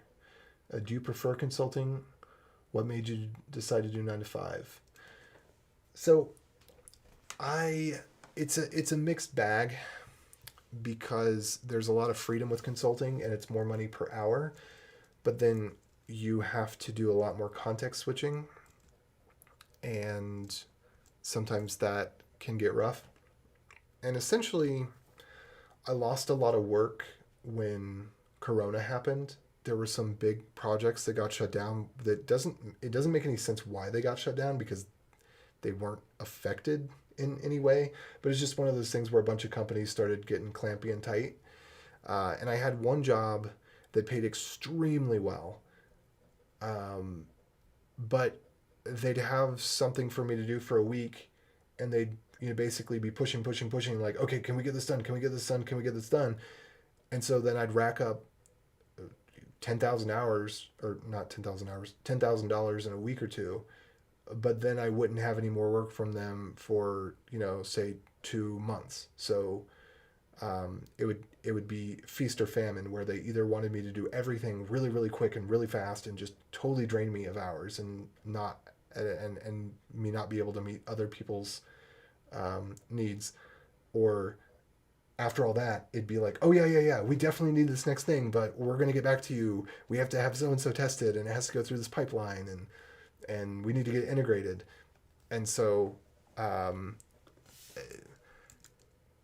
and one company that I'd been working with, they wanted to hire me full time, and I've got another baby coming on the way, and just looking for a little bit more stability, and I almost went with a different company, but this company I had been working with, when I told them, hey, I think that this other company is really going to be the right choice for me, just because I want to get the best dollar value and stability, even though I've really enjoyed working with y'all. They came back and said, well, hey, let's just try to figure out a way to make things work. And so we kind of worked on a timetable where we'll get things to the right place. Thank you. Yes. So we haven't decided what to name him. I've been pushing for Adolin, but our daughter is Adeline, and that could be confusing. But Adolin is the name of one of the princes in the Stormlight archives. And we're going with A names because we're the A team. My wife and I both have A names, and my first and middle name start with A, and she only has a first name, starts with A. And so Eamon is another one we've thought about, but we don't want to do something that everybody has. I think that Adolin will become more popular over the next 10 years because Stormlight archives are super popular. So if you got any thoughts on that, let me know. Yeah, feast or famine. But Ender's not an A name, so we can't do Ender. We could maybe do Anders, but I don't know. I'm not as big of a fan of that, but I like both Adolin and Eamon. And I think there was a third one that I liked. But I went through the list of 50 or 60 boy names, and most of them are either super common or a little too edgy, like Axel. Axel's a cool name, but it's cool right now. Can you imagine you're going to meet somebody and they're going to be 50 or 60 and their name is Axel? All right, you're working it. There's the AE going all, oh gosh, his name's escaping me. I got his face in my mind. Tesla guy, Elon Musk. You're on Elon style on me with the AE. Anyway, let me get back to this for a minute. What's my paste buffer? Nothing there. Oh, a lot of stuff there, but I don't think I need that. I think I already took care of that. Okay, did we did all of the get or creates? What was this before? Load? Do we still have any loads? Or did we get or create? We did change them all to get or create. Okay, cool.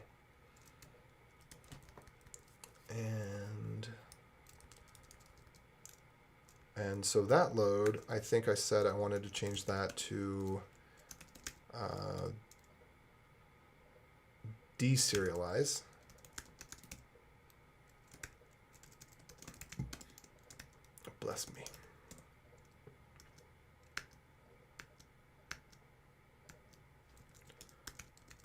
And I'm just going to go look and see.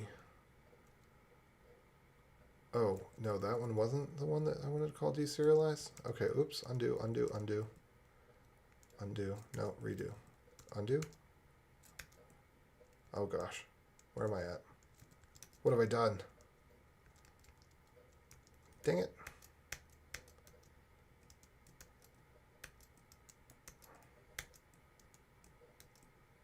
I hate it when it does this, when for some reason, because of the way the buffer renders, it takes you up to the top of the file on a change. It's like, no, that's not what I want. Okay, I'm getting out of here so that my buffer is kind of cleaned up. Okay, so we still have a bunch of loads. Let me see what that was about. So we have this load. I want to see where that's called to kind of determine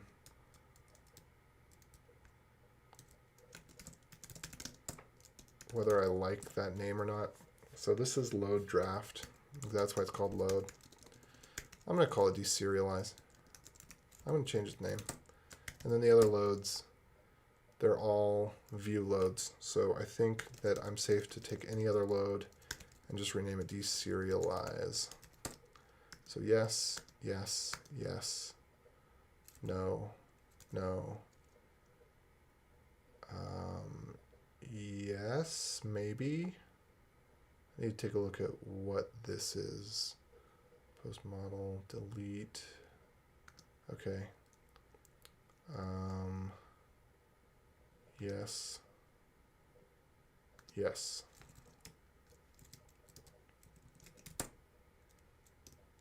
All right, so, and let me go back to this thing here. I think it's sufficient to say save and to give it log.repo. I wonder, should I call that repo URL or is repo sufficient? I kind of like, this is the thing, because URL should either be like this or it should be, no, it should be like this. Really, it should be like this. This, all dynamic languages, maybe all languages for properties should use snake case. And so I try to avoid really awkward ones like URL where it's acronyms, because acronyms, they look right in snake case, but they don't look right in camel case, and you know, it's just XMLHTTP request. Anybody? Blah. All right, I'm gonna go check over real quick and just see. Normally we get some people in on Twitch, but I don't think we've had anybody in on Twitch today. It must be an off day. Or maybe it's people that are Twitch or more East Coast or something like that. I never really got into it until just now. Anyway, I do want to wrap things up here, get to a point where I feel comfortable saving this. I think I made some good progress. I got some good names. Oh, and I also want serialize. I think, let's go here. What is it? Save. It could be serialize. I think that's appropriate.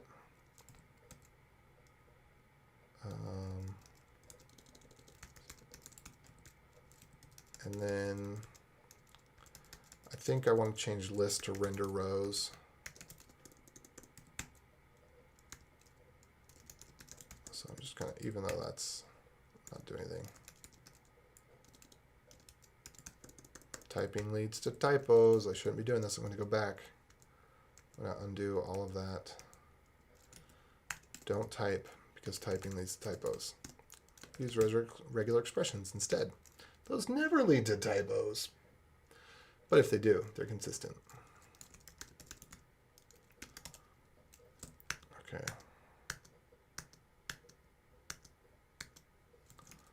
All right, and the same thing, we're going to change list over here to render rows. And I don't know why. Why would that need to be called here? I don't think it does need to be called here.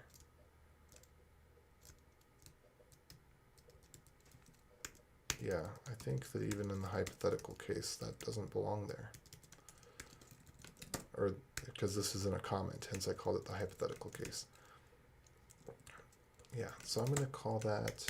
Well, here's the problem though. Where's list at? List equal, oops. List.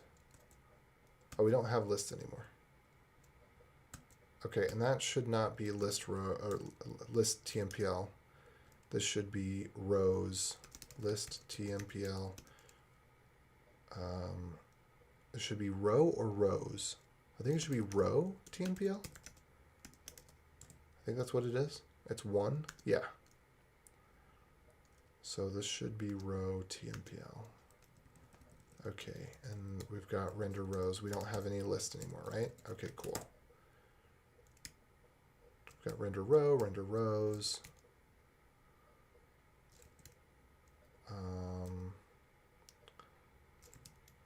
And then I'm happy. Let's move this post.init. Let's go ahead. No, I'm going to leave it right here. Inits.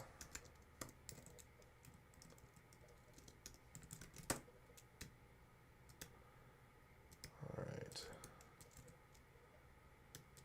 Okay, and I kind of like the idea. And I will try, I think the last thing that I'll do once I just kind of check that this works, I'm sure something's going to be a little broken.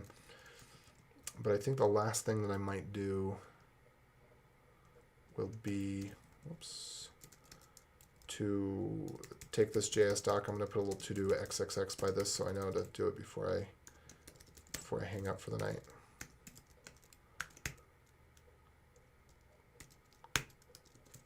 Okay.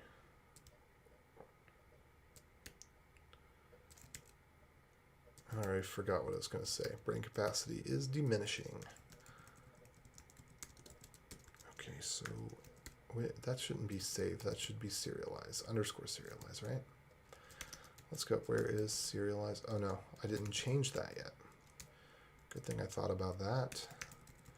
Okay, so post.save is post.serialize. And then likewise, underscore save is underscore serialize. And then load becomes deserialize. Do we have load? Load, deserialize. Did we already do that? We already did that. I'm losing it. Look for my X's.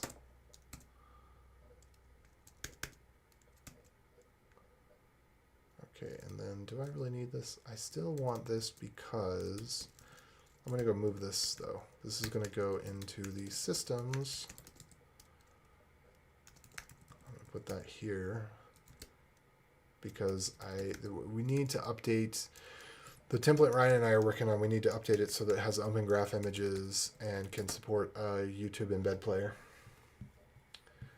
Let's see. So I'm going to leave that comment in there. Okay. And then I'm just going to check that we don't have any post dot in the post model. Oh. Huh, interesting. So let's put a little to do there. So we should be able to get rid of that. Render rows. So we should not see a post inside of post model, but we are seeing some of it.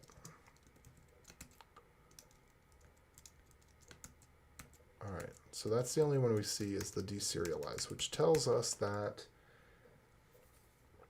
deserialize probably needs to have a little something else. Raw preview. Wait, was that load? Is that what this is supposed to be?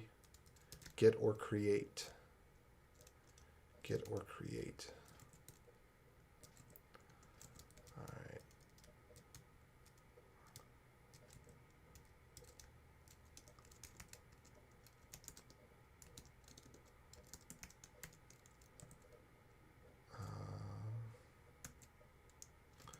And serialize is actually, it should be marshal and unmarshal. No, I think I'm actually using them inversely of what they should be. Or just, yeah, whatever. I'll fix that later maybe. Because technically, if it's JSON, it's a hydrated object. It is not serialized. Well, but if it is a plain object, if it is JSON, it is serialized. Anyway. Okay, so this one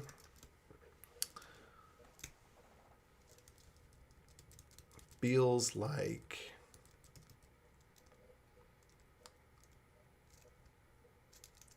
we could do get or create.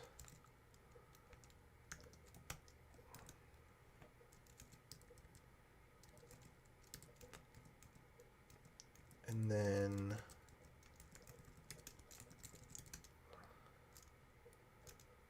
we want to do, we should be able to do the rows first. Load most recent draft. And then here we should be able to take postmodel.current, which should have just been loaded, and do UUID here. Except I kind of think now that this should just take an object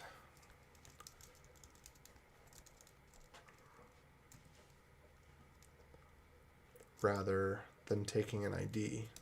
Let me see where else it's used, because I'm pretty sure everywhere it's used, it's got the whole thing available to it.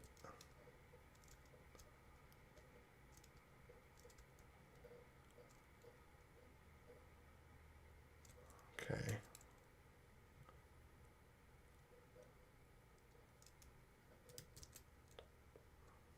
Let's see, what have we got here? No? All right, deserialize is definitely not the right word. I'll have to repent of that choice later.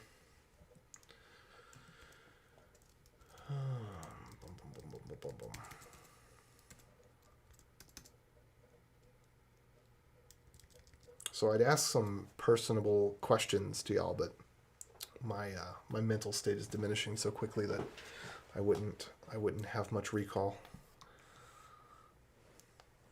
But I'd be like, so what's the weather like in California today? Or how many of your children have names that start with the letter A?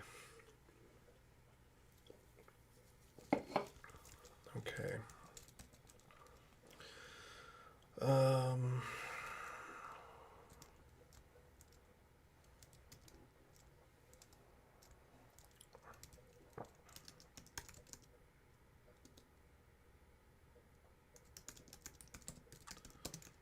From database to form inputs. That's what deserialize means.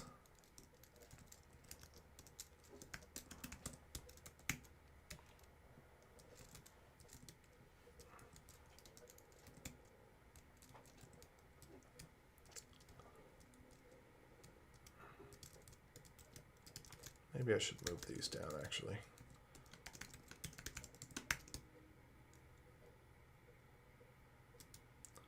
Down to ear. Right around there. Nope, nope. Oh gosh. A lot of this stuff really does need to, I'll just move this down to say here. Okay. And then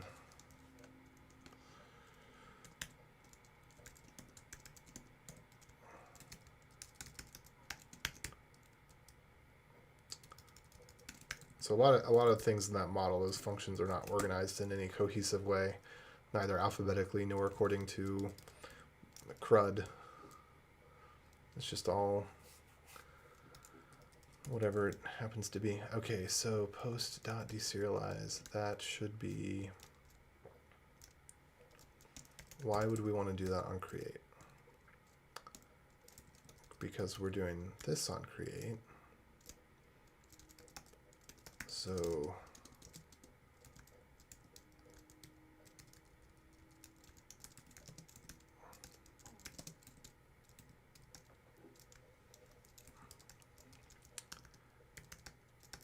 deserialize. So where's create called, or deserialize should be called? That's the question.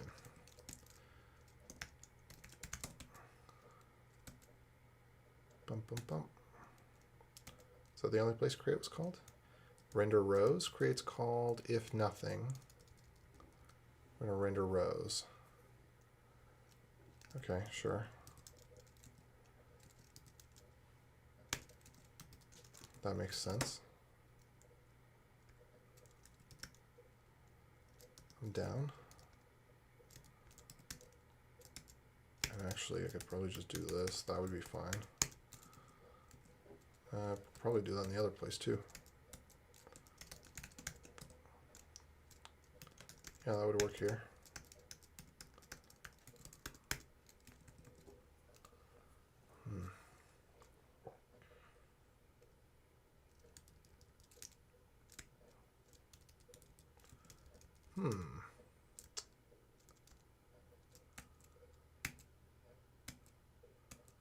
Really?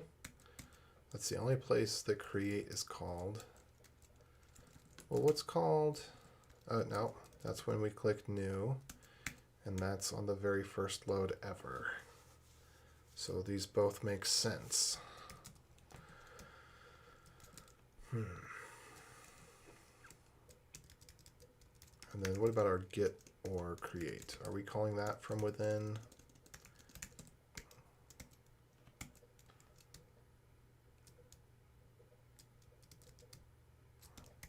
What does create? What does create actually do? Okay, so we shouldn't need to call deserialize anymore.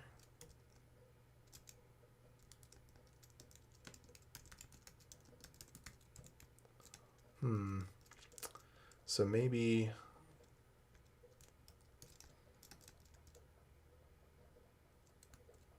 what was deserialize calling before? It calls get or create. Yeah, okay, I see how it's doing now. That's why create was that way. So create should also call get or create, I suppose. And should set it to new. And 30 degrees Celsius every single day. Now, let's see. What's Celsius? I forget. Well, it must be perfect because, well, at least San Francisco is always 70 degrees. Oh, it's 30 Celsius. But that sounds, I think Celsius is high, or 30 is high, right? Celsius to Fahrenheit. 86, yeah, it's a little warm, especially if it's humid. I've only been in the U.S. from January, but I'm told this is continuous for another 2 months. Well, if you go to San Francisco, it is always between 70 and 80 degrees, no matter what month of the year it is. It is crazy. It's always at 100% humidity in the evenings, and so the power lines will crackle as power goes between the air and the power lines. It's crazy.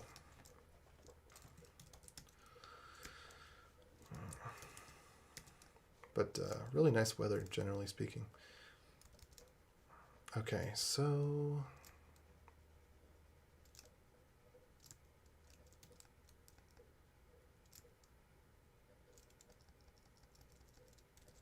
get or create.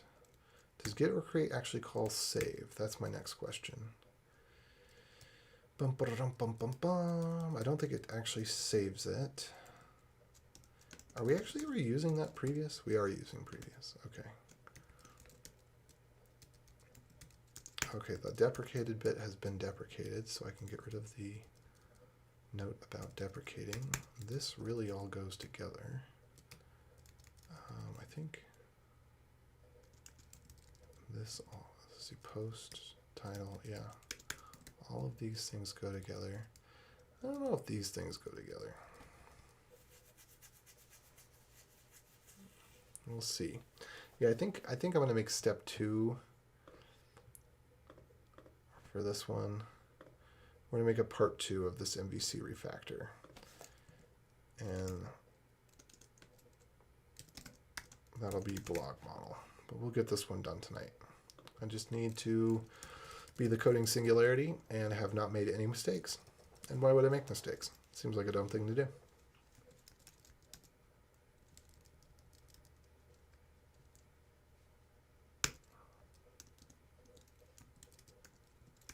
Let's see if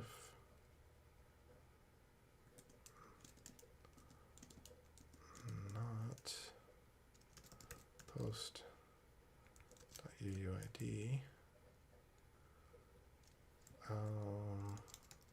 I guess that actually works.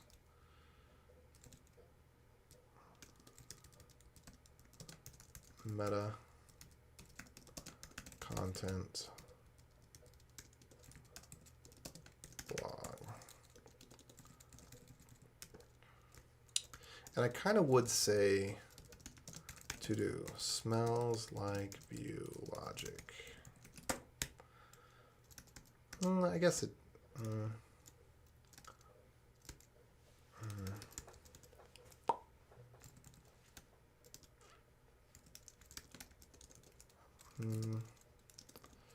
is there a better way to handle this? So I think what we might end up with is an object that contains a current, a previous, and a extraneous or cache or temporary or something like that. And that might eventually be what we're passing around so that we keep, or just the underscores is fine probably.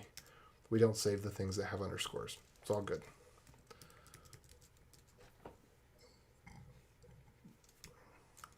And we do save things that don't, everything that doesn't have an underscore gets saved. Just do it like that. Okay. I think that all function doesn't necessarily need to have the underscore. I think that's pretty normal thing. Post model dot underscore all. Post model dot all.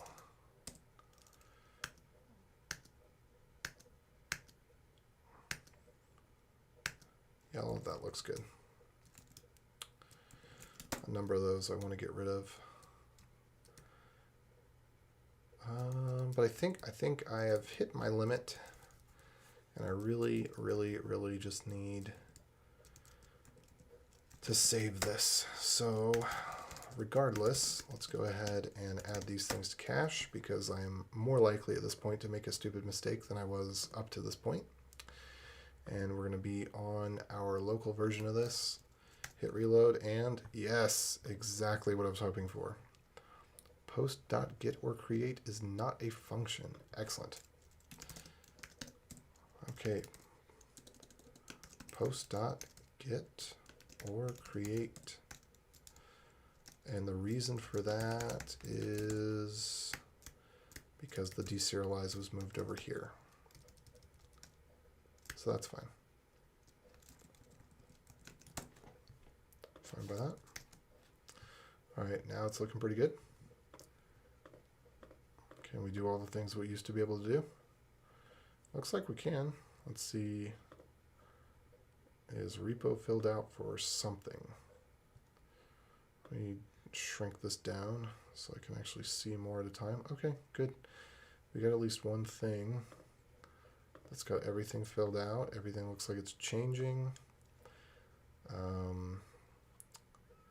Let's see. We got a hello world here. Let me go ahead and just, well, make a new one. Whoops. Okay. UUID is not defined. Postmodel.create app. Get or create UUID. Got it. Get or create UUID. I copied and pasted this here, I think is where we're seeing that problem. All right, so that one should go away. Hey, do you guys have any ideas about what would be a good UI testing framework for this? Like, is this the kind of thing that I should do end-to-end testing on with Cypress or Selenium? Or is this the kind of thing where there's something that's a little bit more integration-y? Because I really don't do a whole lot with the front end. This is just kind of a fun project. I leave that up to other people, but I'm feeling a little bit more comfortable now that I'm discovering classless CSS, and I'm actually actively deciding that I want to. If there is a way to get good enough at CSS without spending 10 years and being mediocre, I think CSS is kind of like the violin.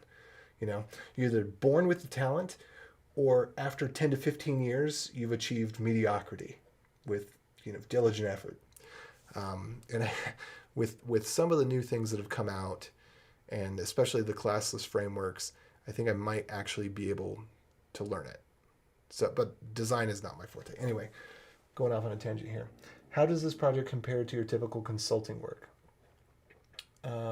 Yes, you are welcome for me streaming, answering other comment. Please give it a thumbs up. And I think you already are subscribed, but would appreciate the old big thumb. How does this compare to typical consulting work? Well, I would say that I'm following the same kind of patterns that I do. And in fact, when I have to create demo front ends, I create demo front ends kind of in this fashion. I typically just do it with normal JavaScript, but I didn't have these nice classless CSS things to use before that make it look all super pretty and pro-like. So, but yeah, I just throw together a form and have it submit and have it get some data and have it listed out. So when I need to create a demo front end, this is kind of how I do it. And I'd be interested, if you think that, because I don't really feel like I don't feel like it's slowing me down compared to what I see people struggling with frameworks. They're always digging in the framework, trying to figure out why it doesn't work the way that they want it to work. And so I don't really feel like this is slowing me down, but I'd be interested on feedback about that. I'm not front loading, deciding where the models go and all that. I've kind of taken a more iterative approach, which I think is working out well. Like, yeah, it's taken me, 2 or 3 hours? What are we at right now? Just 2 hours. I've been working on this kind of bigger refactor, and I feel like that's actually pretty speedy, all things considered. So I actually feel pretty good about it. So I'd be interested. You could set up a CI/CD pipeline once you decide which framework to use. Yeah, I think I could do that in GitHub Actions, or Ryan and I created a thing called Git Deploy. In fact, I run another project using Git Deploy in Selenium, but I had somebody else write the Selenium. But I'm not so much worried about the CI/CD aspect of it, because you got to consider that this is the problem with CI/CD. Okay, look at GitHub Actions. It's immensely complicated. You really just need to figure out, how can I run the test from a single command? If you can figure out how to run the test from a single command, like npm run test or bash test.sh or something like that, if you can get to that point, then you're in a pretty good place. Thinking about CI/CD is trying to think about, how do I do hundreds of tests all the time in different configurations, and that, I think, is not really productive. And the systems, I think, maybe it's because they also support Windows, and that's why everything's written in YAML, but then you always write all of the stuff in bash anyway, so you got bash inside the YAML. So I just don't see how it's productive. It just seems like it's more meant for you to get locked into their way of doing things. And I just can't come up with another explanation for it. So I'm going to take a little quick side tangent to show you. Here's the template repository that I'm working on with Ryan. So test template blog. All right. Here's the build script. Okay. Build script is incredibly simple. It's just exactly what you would do if you would clone the project fresh. You just get rid of, except if it was fresh, it wouldn't have any temporary files, but it's like idempotently initialize what's needed, idempotently remove temporary files, create the regular files, idempotently remove more temporary files, and then do the dist processing on the build. That's it. It's very, very simple. I mean, that could actually and should be reduced down to an npm run build. Well, except that this is Hugo's Go and 6 of one, half a dozen of the other. But very simple. And if we look at the deploy is only more complicated because I am trying to make it generic and to work either locally or with GitHub Actions. But again, still pretty simple. So this is how you get the current branch. So that looks a little weird. And I'm using variables where I might not normally need to use variables because I could just assume for this repository it's master or it's main, and that's that, right? And then likewise, I could just assume that the pages branch is GH pages, but maybe we want to allow somebody to set that to be something different for their use case. This bit of checking out orphan branches, that's just something that you do for a GH pages type of thing or a pages branch. You often don't have anything else in it. You could also create a separate pages repository, whatever. And then here, it's just, this is just pretty common. Any site of static site system, you're going to take your build directory. You're going to, I guess I could have moved everything around, but then no, that doesn't always work because you want to recursively copy the directories. But anyway, just copying everything from the build to the root. And I could do that differently if I set it up differently in GH pages so that there is just a public folder and that's all that there is. But then there would be conflicts when checking it out. So this is really, this is really kind of the best way to go about it. Add everything, commit, deploy latest build, and then all of this rigmarole is just because of some weird stuff about GitHub Actions that I had to go figure out. But, and I, like if you had this, if this was well documented, I found it in a forum somewhere, that the way that GitHub pages have to work with GitHub Actions is you have to put the token in a particular way that's in the YAML file. I'll show that in just a second. But anyway, this I would say it's relatively standard and simple. Anybody that knows Bash, you don't have to learn something extra. Like you should already know some Bash anyway. And you don't need to learn anything extra than just normal Bash. Like you use variables, you have environment variables that get set by the system that's running, whatever. And then here's my site builder. And this is basically, this could be the Bash script. I could have put this in a Bash script that's just, this is how you, well, except there's this special variable that's only available for Bash that's running in the YAML file. And so some of the stuff I left in here, well, this I left in here for that reason. So there's a couple things that only exist because it's an ephemeral system that gets set up every time, which I think it's good to have an install script or something or a setup script for that anyway, but this essentially has to run the setup script every time. So there's the auth token in the special format it needs to be for the GitHub pages to work with GitHub Actions. There's just some logging. There's installing Node and Hugo, which I think we might be able to get rid of. No, we still need Node.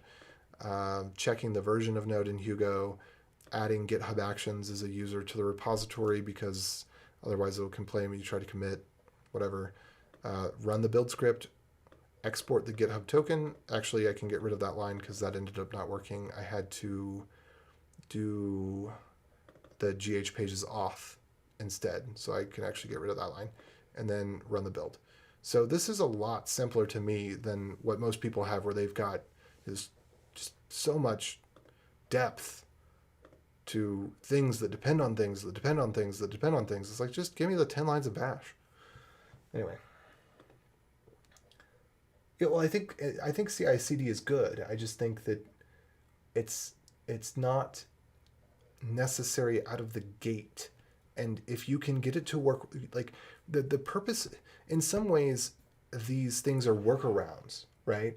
Because the idea of CI/CD is you're solving the works on my machine problem by creating a machine that someone else owns that it only works there, right? So instead of saying, okay, let's get it so that it works on my machine and that it works on your machine and that it works on Steve's machine and Jane's machine, Like, let's create a simple system that's so simple that it'll work on any system, which is one of the reasons I created webinstall.dev, so that tools can get installed in a way that is simple and isolated and is pretty much guaranteed to work. I mean, your system has to be really screwed up for it not to work.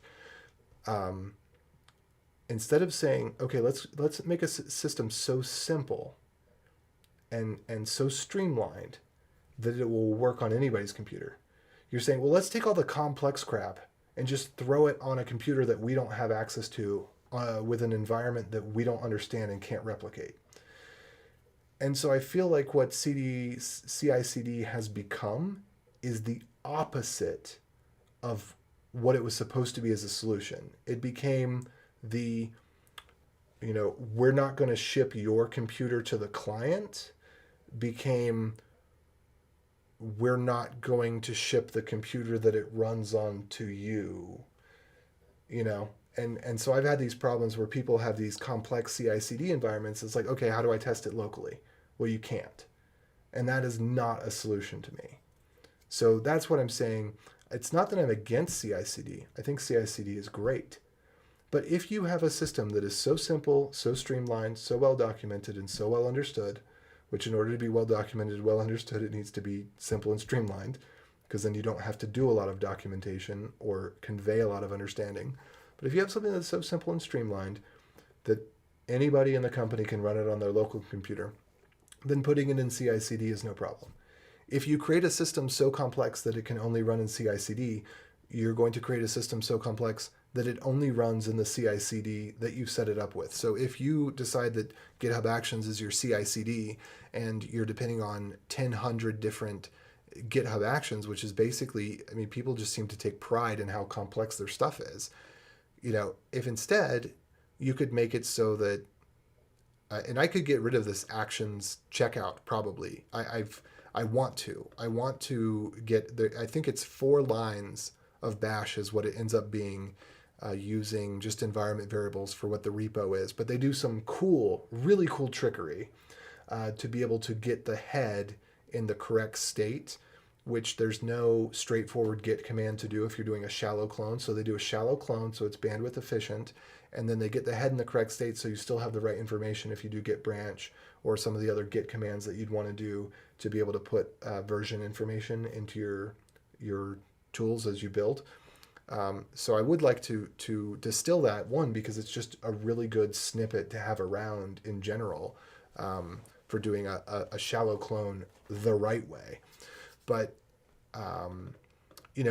instead of having actions that depend upon actions that depend upon actions, you could just explicitly state, like, boom, like this is what I've done with install.dev. You want to install Hugo? You don't need to update a package manager and to download the most recent Debian repositories.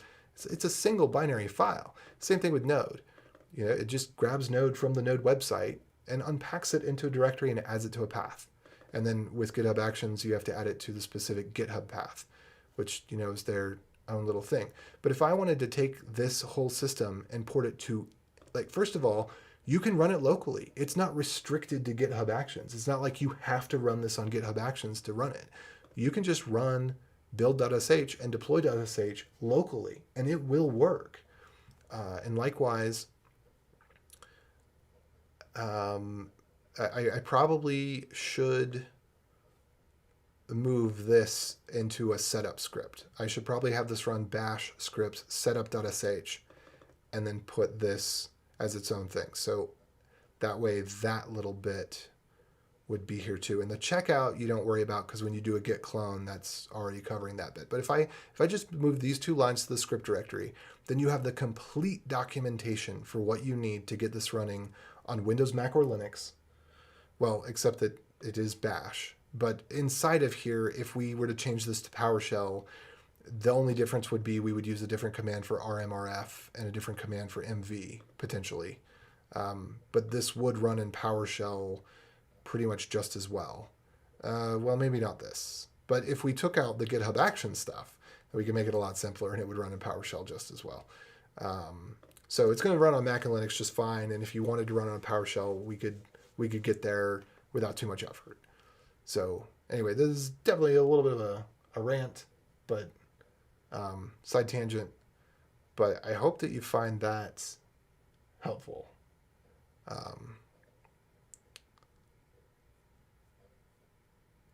As far as understanding my sentiments on the goodness and the not good. It's like, which is worse, the cure or the disease? People always find a way to turn cures into diseases. CI/CD as a concept, as a 12-factor methodology, is awesome. Just make it work for you and your team first. End rant. Okay, now let's see if my little brain can remember where the heck I was in here. What was I doing? I think I was testing some stuff. I was just testing to see if it worked. There was an error. I think I fixed the error. The error was UUID is not defined, and that was because I just copied and pasted and I left the UUID in there. Okay, so let's refresh. And then let's hit new post. So that should work now. And then let's see, Magnifico. And I want to put a little accent on there. Whoops. There we go. I don't know if that's right. Maybe it should be on the I. By the way, I do that with the Alt key. I've learned where a lot of the accent characters and things like TM is 2 and copyright is G and R is registered trademark and infinity is somewhere around here. Bullet is 8. A lot of them make sense, some of them don't. Where is infinity? I think it's like down on the bottom row. Oh yeah, and of course M is micro. Let's see. Oh, ellipses. What is ellipses? Semicolon is ellipses.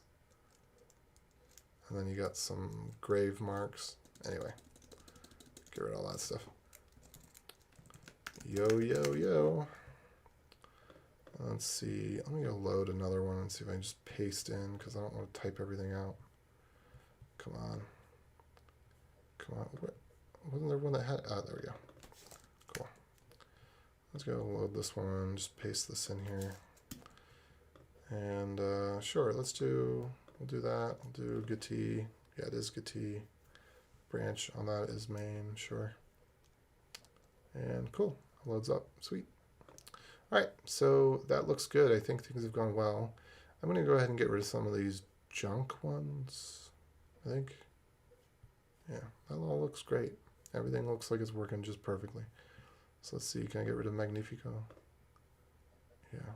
Okay, something happened there. I'm going to check to see what did we get. Did we get anything in the terminal? No. It looks like what's happening is that it's doing a post. It looks like the stop propagation or prevent default was not happening. So I'm going to go check on that real quick because that may be the only thing that's wrong. And indeed, this appears to be the case. ev.prevent default. Who knows how that got lost? ev.stop propagation. Propagation, yeah.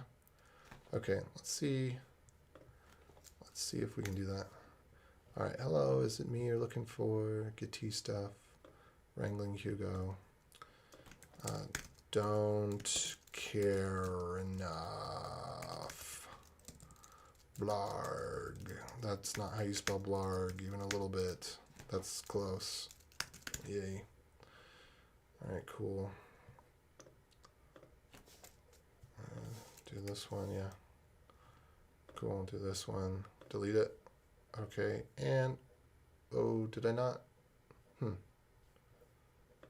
That's strange. Let me go check on that real quick. EV. Undelete. Huh. I don't know why that would have caused a post to happen. Did a post happen? It looks like it did. I don't see the undelete anymore. I just want to inspect this just a touch because it seems like that should have worked. We did serialize. Okay, so if we, well, this makes sense, but we don't, do we want to serialize like that? Serialize? Where's serialize at? I don't think that's a real thing. No, that's a thing. Update post model.current. So if it's being deleted, it is current, right? Yeah. Okay. Delete.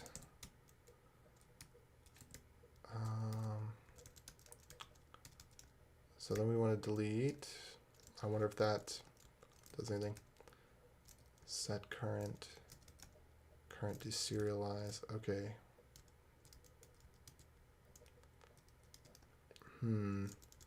But deserialize. Do we want to do deserialize? Okay. If UUID is the current UUID.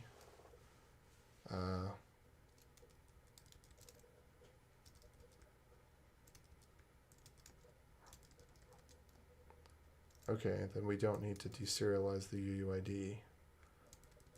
We're just going to remove it. Yeah, okay. Into rows, delete hidden false. So I'm not quite sure where that failed. I'm gonna try this one more time. See if I can understand. So we're gonna pull this in and save stuff, right? I'm gonna update.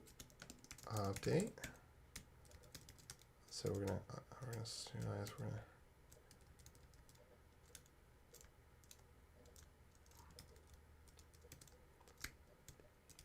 So that's gonna save it.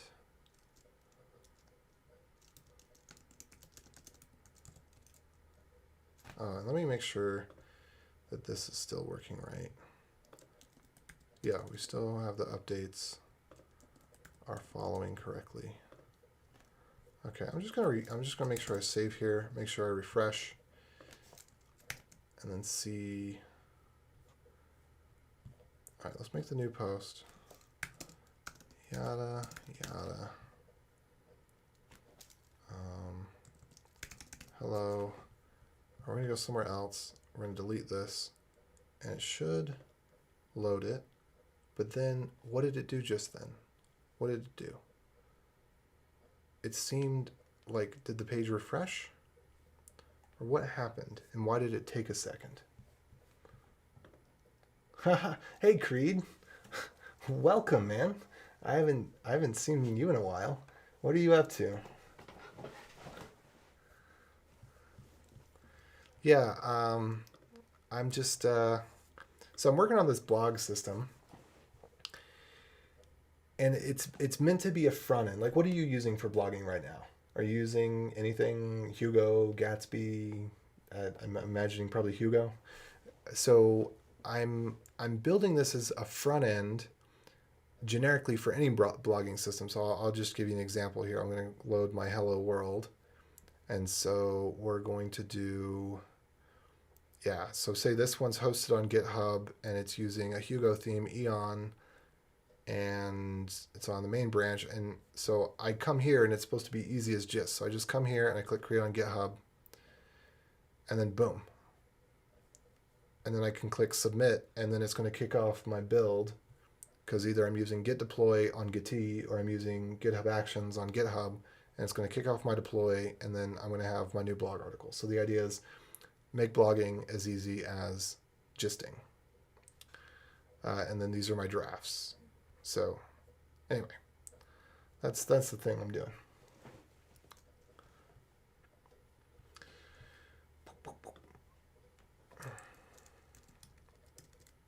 All right. So, and I've been kind of just refactoring. And right now, I took a break from the refactoring to go on a little tirade about how CI/CD systems would be great if people use them as intended. And you were taking something that was simple and streamlined that anybody could test on their local machine, and then make it so you can test it regularly on a remote machine rather than just taking something that's unwieldy that nobody understands and putting it on a remote system that nobody understands. And then I was just trying to. There's this one little bug here that I'm not quite sure why it's happening. So I'm just going to put some console.logs A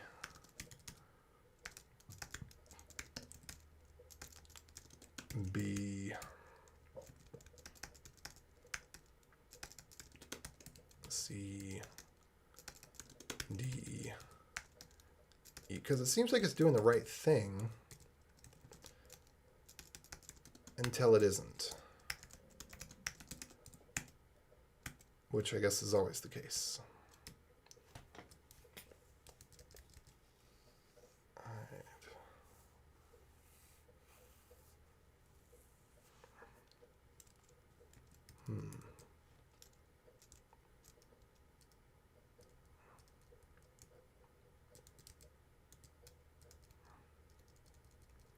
But I guess I'm not too worried about the delete function, but the idea is that it would show you undelete. And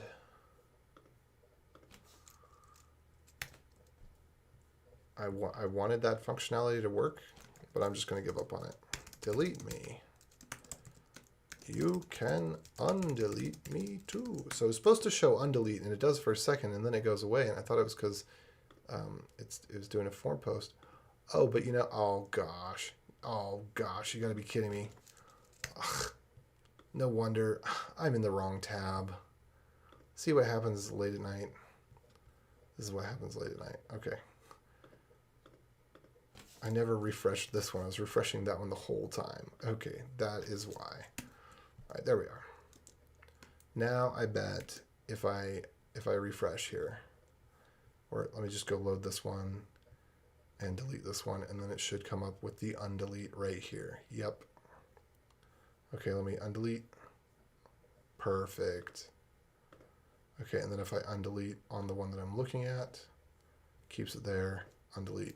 Excellent. Okay, so it was actually the very first thing that I thought it was, and then I was just chasing nothing because I was looking at the wrong tab, because late night coding. Huzzah. Okay, so with that said, I think I'm done for the night with this. I think that I have appropriately separated all the places where I'm using the DOM, which is all up in this area,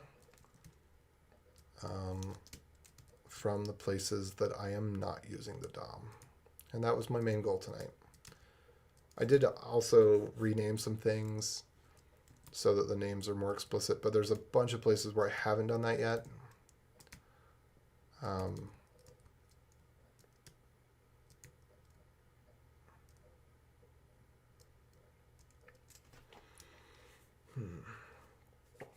don't know if that goes in the viewsy stuff. I think I might want to move that down to do. This is kind of model-y-ish, I think. Controller-y-ish, maybe more so, but whatever.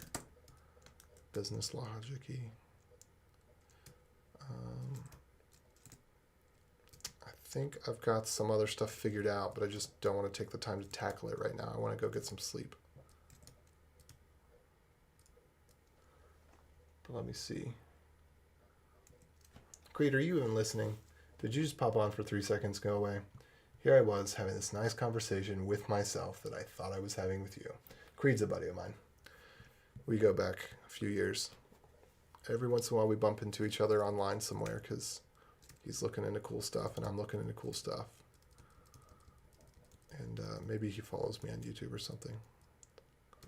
Okay, yeah, I think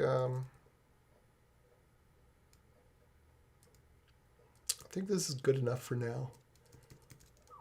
Or as I like to call it, Geffen. This is Geffen. Well, there's a little bit more I'd like to do. I want to move a couple of these that I really feel like we've got a good handle on. Let's see, 1, 2, post model, yeah. Let's try that again. Oops. Come on. Hitting the wrong key. Okay. Let me see.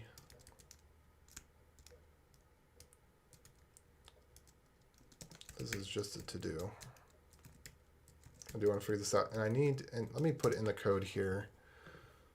I got some ideas from Nick and William of how to maybe put in the JS doc. So I think that will be something that comes up on the horizon,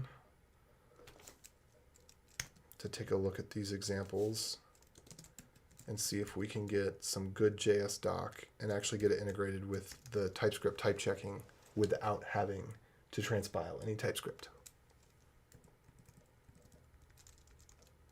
Okay. Boop, boop, boop. I want to get that up there. Where's the create function? Yeah.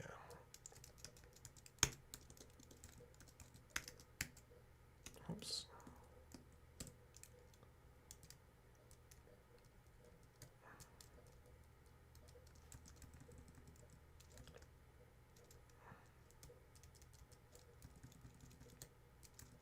Yeah.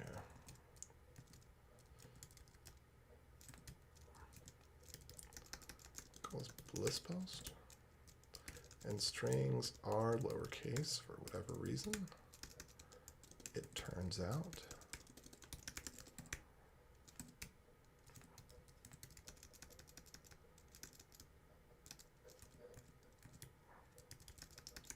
It was something like this, I think. I'm going to take a look. I'm going to open up this gist, same one that's there. It's also in the description of the video if you're interested in taking a look. Got some JS doc examples. Oh, I need to put the other JS doc example in here. Give me just 1 second. I'll put that in the description too. Okay.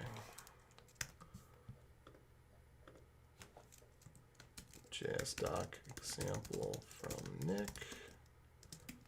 Goes there. Boop, boop. Cool. So now the description's updated.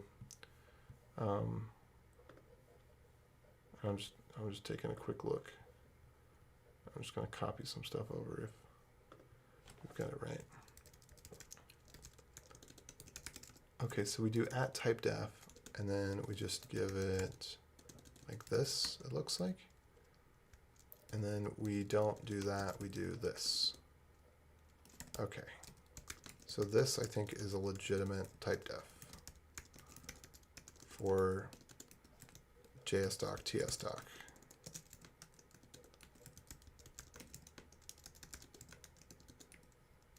Okay. And then at the end, we define what it is. So we'll call this bliss post. So this type here is a bliss post. So then how do we say something returns a bliss post?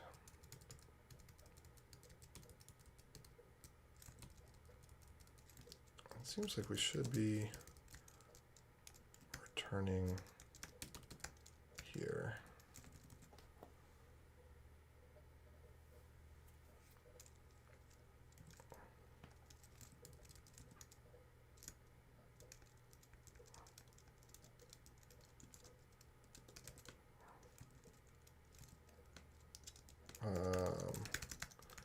Wait, there was somewhere where I wasn't using deserialize. Takes a UUID. Okay, so this should return .UUID, I guess.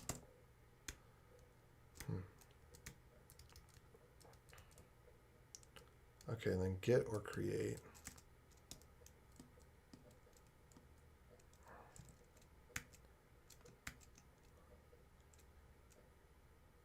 All right, that actually turns out just fine. Oh, oops, there might have been a bug I'd introduced there for just a little bit.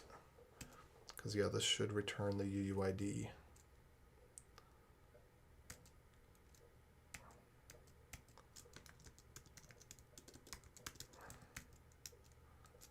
And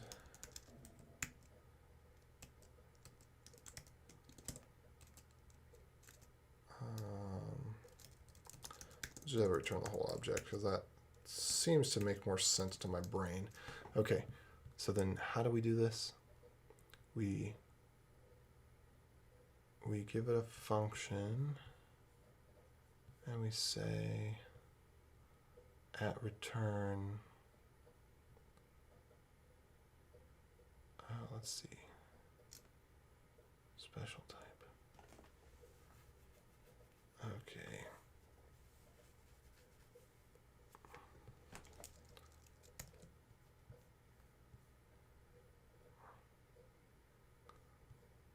Looks like there's multiple syntaxes.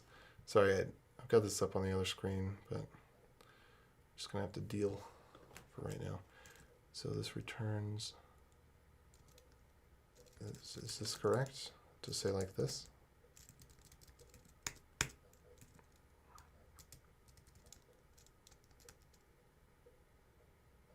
Okay, so this takes nothing, no param.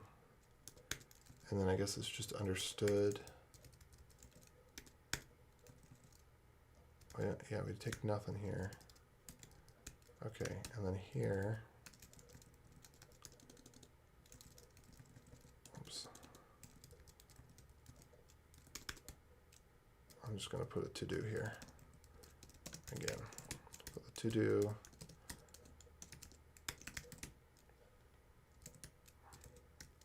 All right, so this is the same thing, right? This should return a post.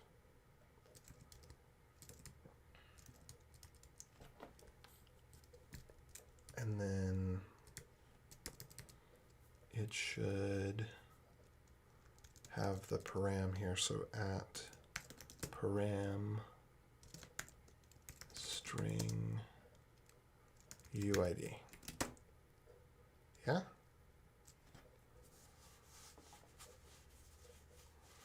Cool. So anyway, so now the JS doc got started too, which is cool. Oh, and what did I want to do? To parse title, parse description, save. I kind of want that up a little closer to the top. Delete. I want a little closer to the top. I want to get my CRUDs closer to the top here. So I should create, my all, my create, my getter create, my all, and then I guess, yeah, my save. I kind of want to just shorten that to save and my delete. Yep, let's do this. Let's do post model dot save to post model. And I do have the chat open up on YouTube and Twitch, and if I look right here, that's because I'm looking at the chat, just so you know. All right. So that looks good. And then let's do the same thing with delete. We're just removing the underscore because I put the underscore there and I'm like not sure, do I want to expose this? Do I want this to be documented? And I'm kind of getting to the point where it's like, yeah, I think this is what the documented API should be. And then the other underscores are the helper methods that I want to be things that you can manipulate or abuse if, well, particularly for myself, if I have this thing open and running and I want to be able to say, like, I don't want to have to reload the whole thing, or I want to be able to keep the state, but I want to be able to say, okay, well, let's change the render function or the render template or, you know, whatever. If I just want to change, monkey patch something, I have the ability, I have the ability to do that, and I find that to be quite helpful. And then you can see the things that have the underscore are like, you can monkey patch this, but don't depend on its behavior or its existence. And the things that don't have underscores, that's you should be able to depend on this. That's kind of where I'm getting with it anyway. Okay. Well, things are starting to look really good.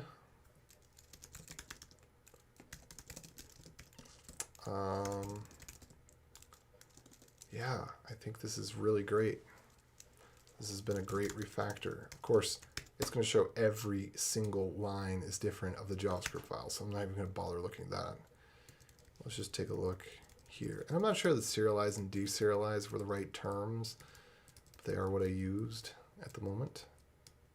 Wait, I could have sworn there was one more. I thought for the post. Oh, but it wouldn't have changed. But let me go look. There's one more thing I need to look at here. Summary. Nope. Description. Whoa. Description. Dot patch. Okay, that's what that was. The patch. And the difference between the save and the patch, they actually kind of do the same thing. I'm not sure that patch is really the right word.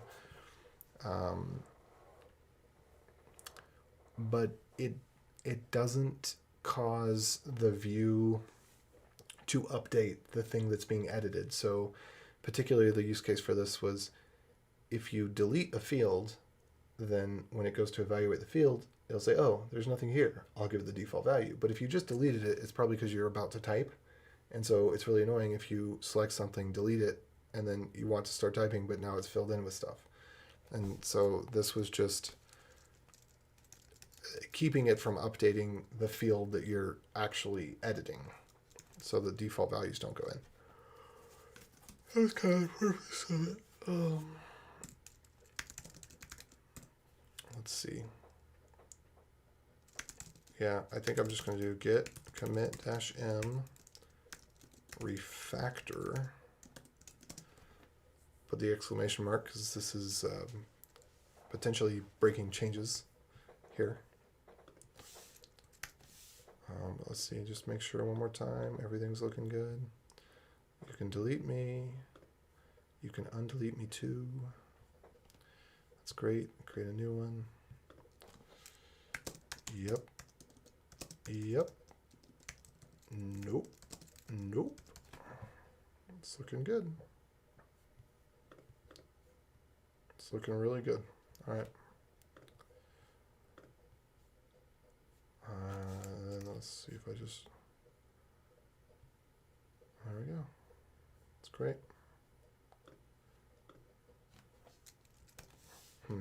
I do need to check if, does it save before... Yeah, it does. It does because it saves all the time. So, but I need to have an explicit save. This is another... this one's fixed. Needs explicit save before delete load. And the reason for this needs to go with the debounce. It's actually kind of a 1, 2, 3, kind of a sub feature of the debounce, which I'll explain that later when I'm actually working on it. Anyway, refactor, post model, blog model. Huzzah. Party. Where's my party? There we go. Okay. Whoa. Uh-oh. I have to do a reset. Huh. If you ever have your terminal screwing up on you because you pasted something weird or catted something weird or whatever, you can do a reset and it'll fix it for you. Nope. Oh, not in this case. Not in this case. I don't know what to do. I think I'm going to have to kill the terminal. I don't know. Oh, okay. I guess it was just once I executed a command successfully again, it seems like it cleared it all out. Okay, so that'll be on bliss.js.org. That'll be live in just a few seconds. All right, we got the MVC refactor done. We got the local storage refactor done. Blog model, I think, is going to come next. Sort posts by updated date. I don't know. I'm going to move that one further down. I'm going to move this up because we got it fixed. I'm going to move this down because it's not done yet.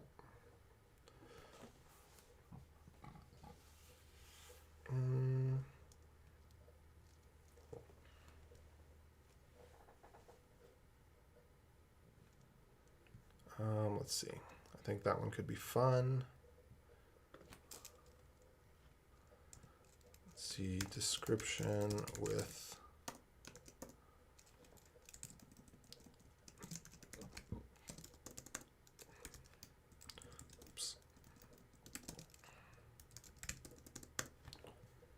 there we go.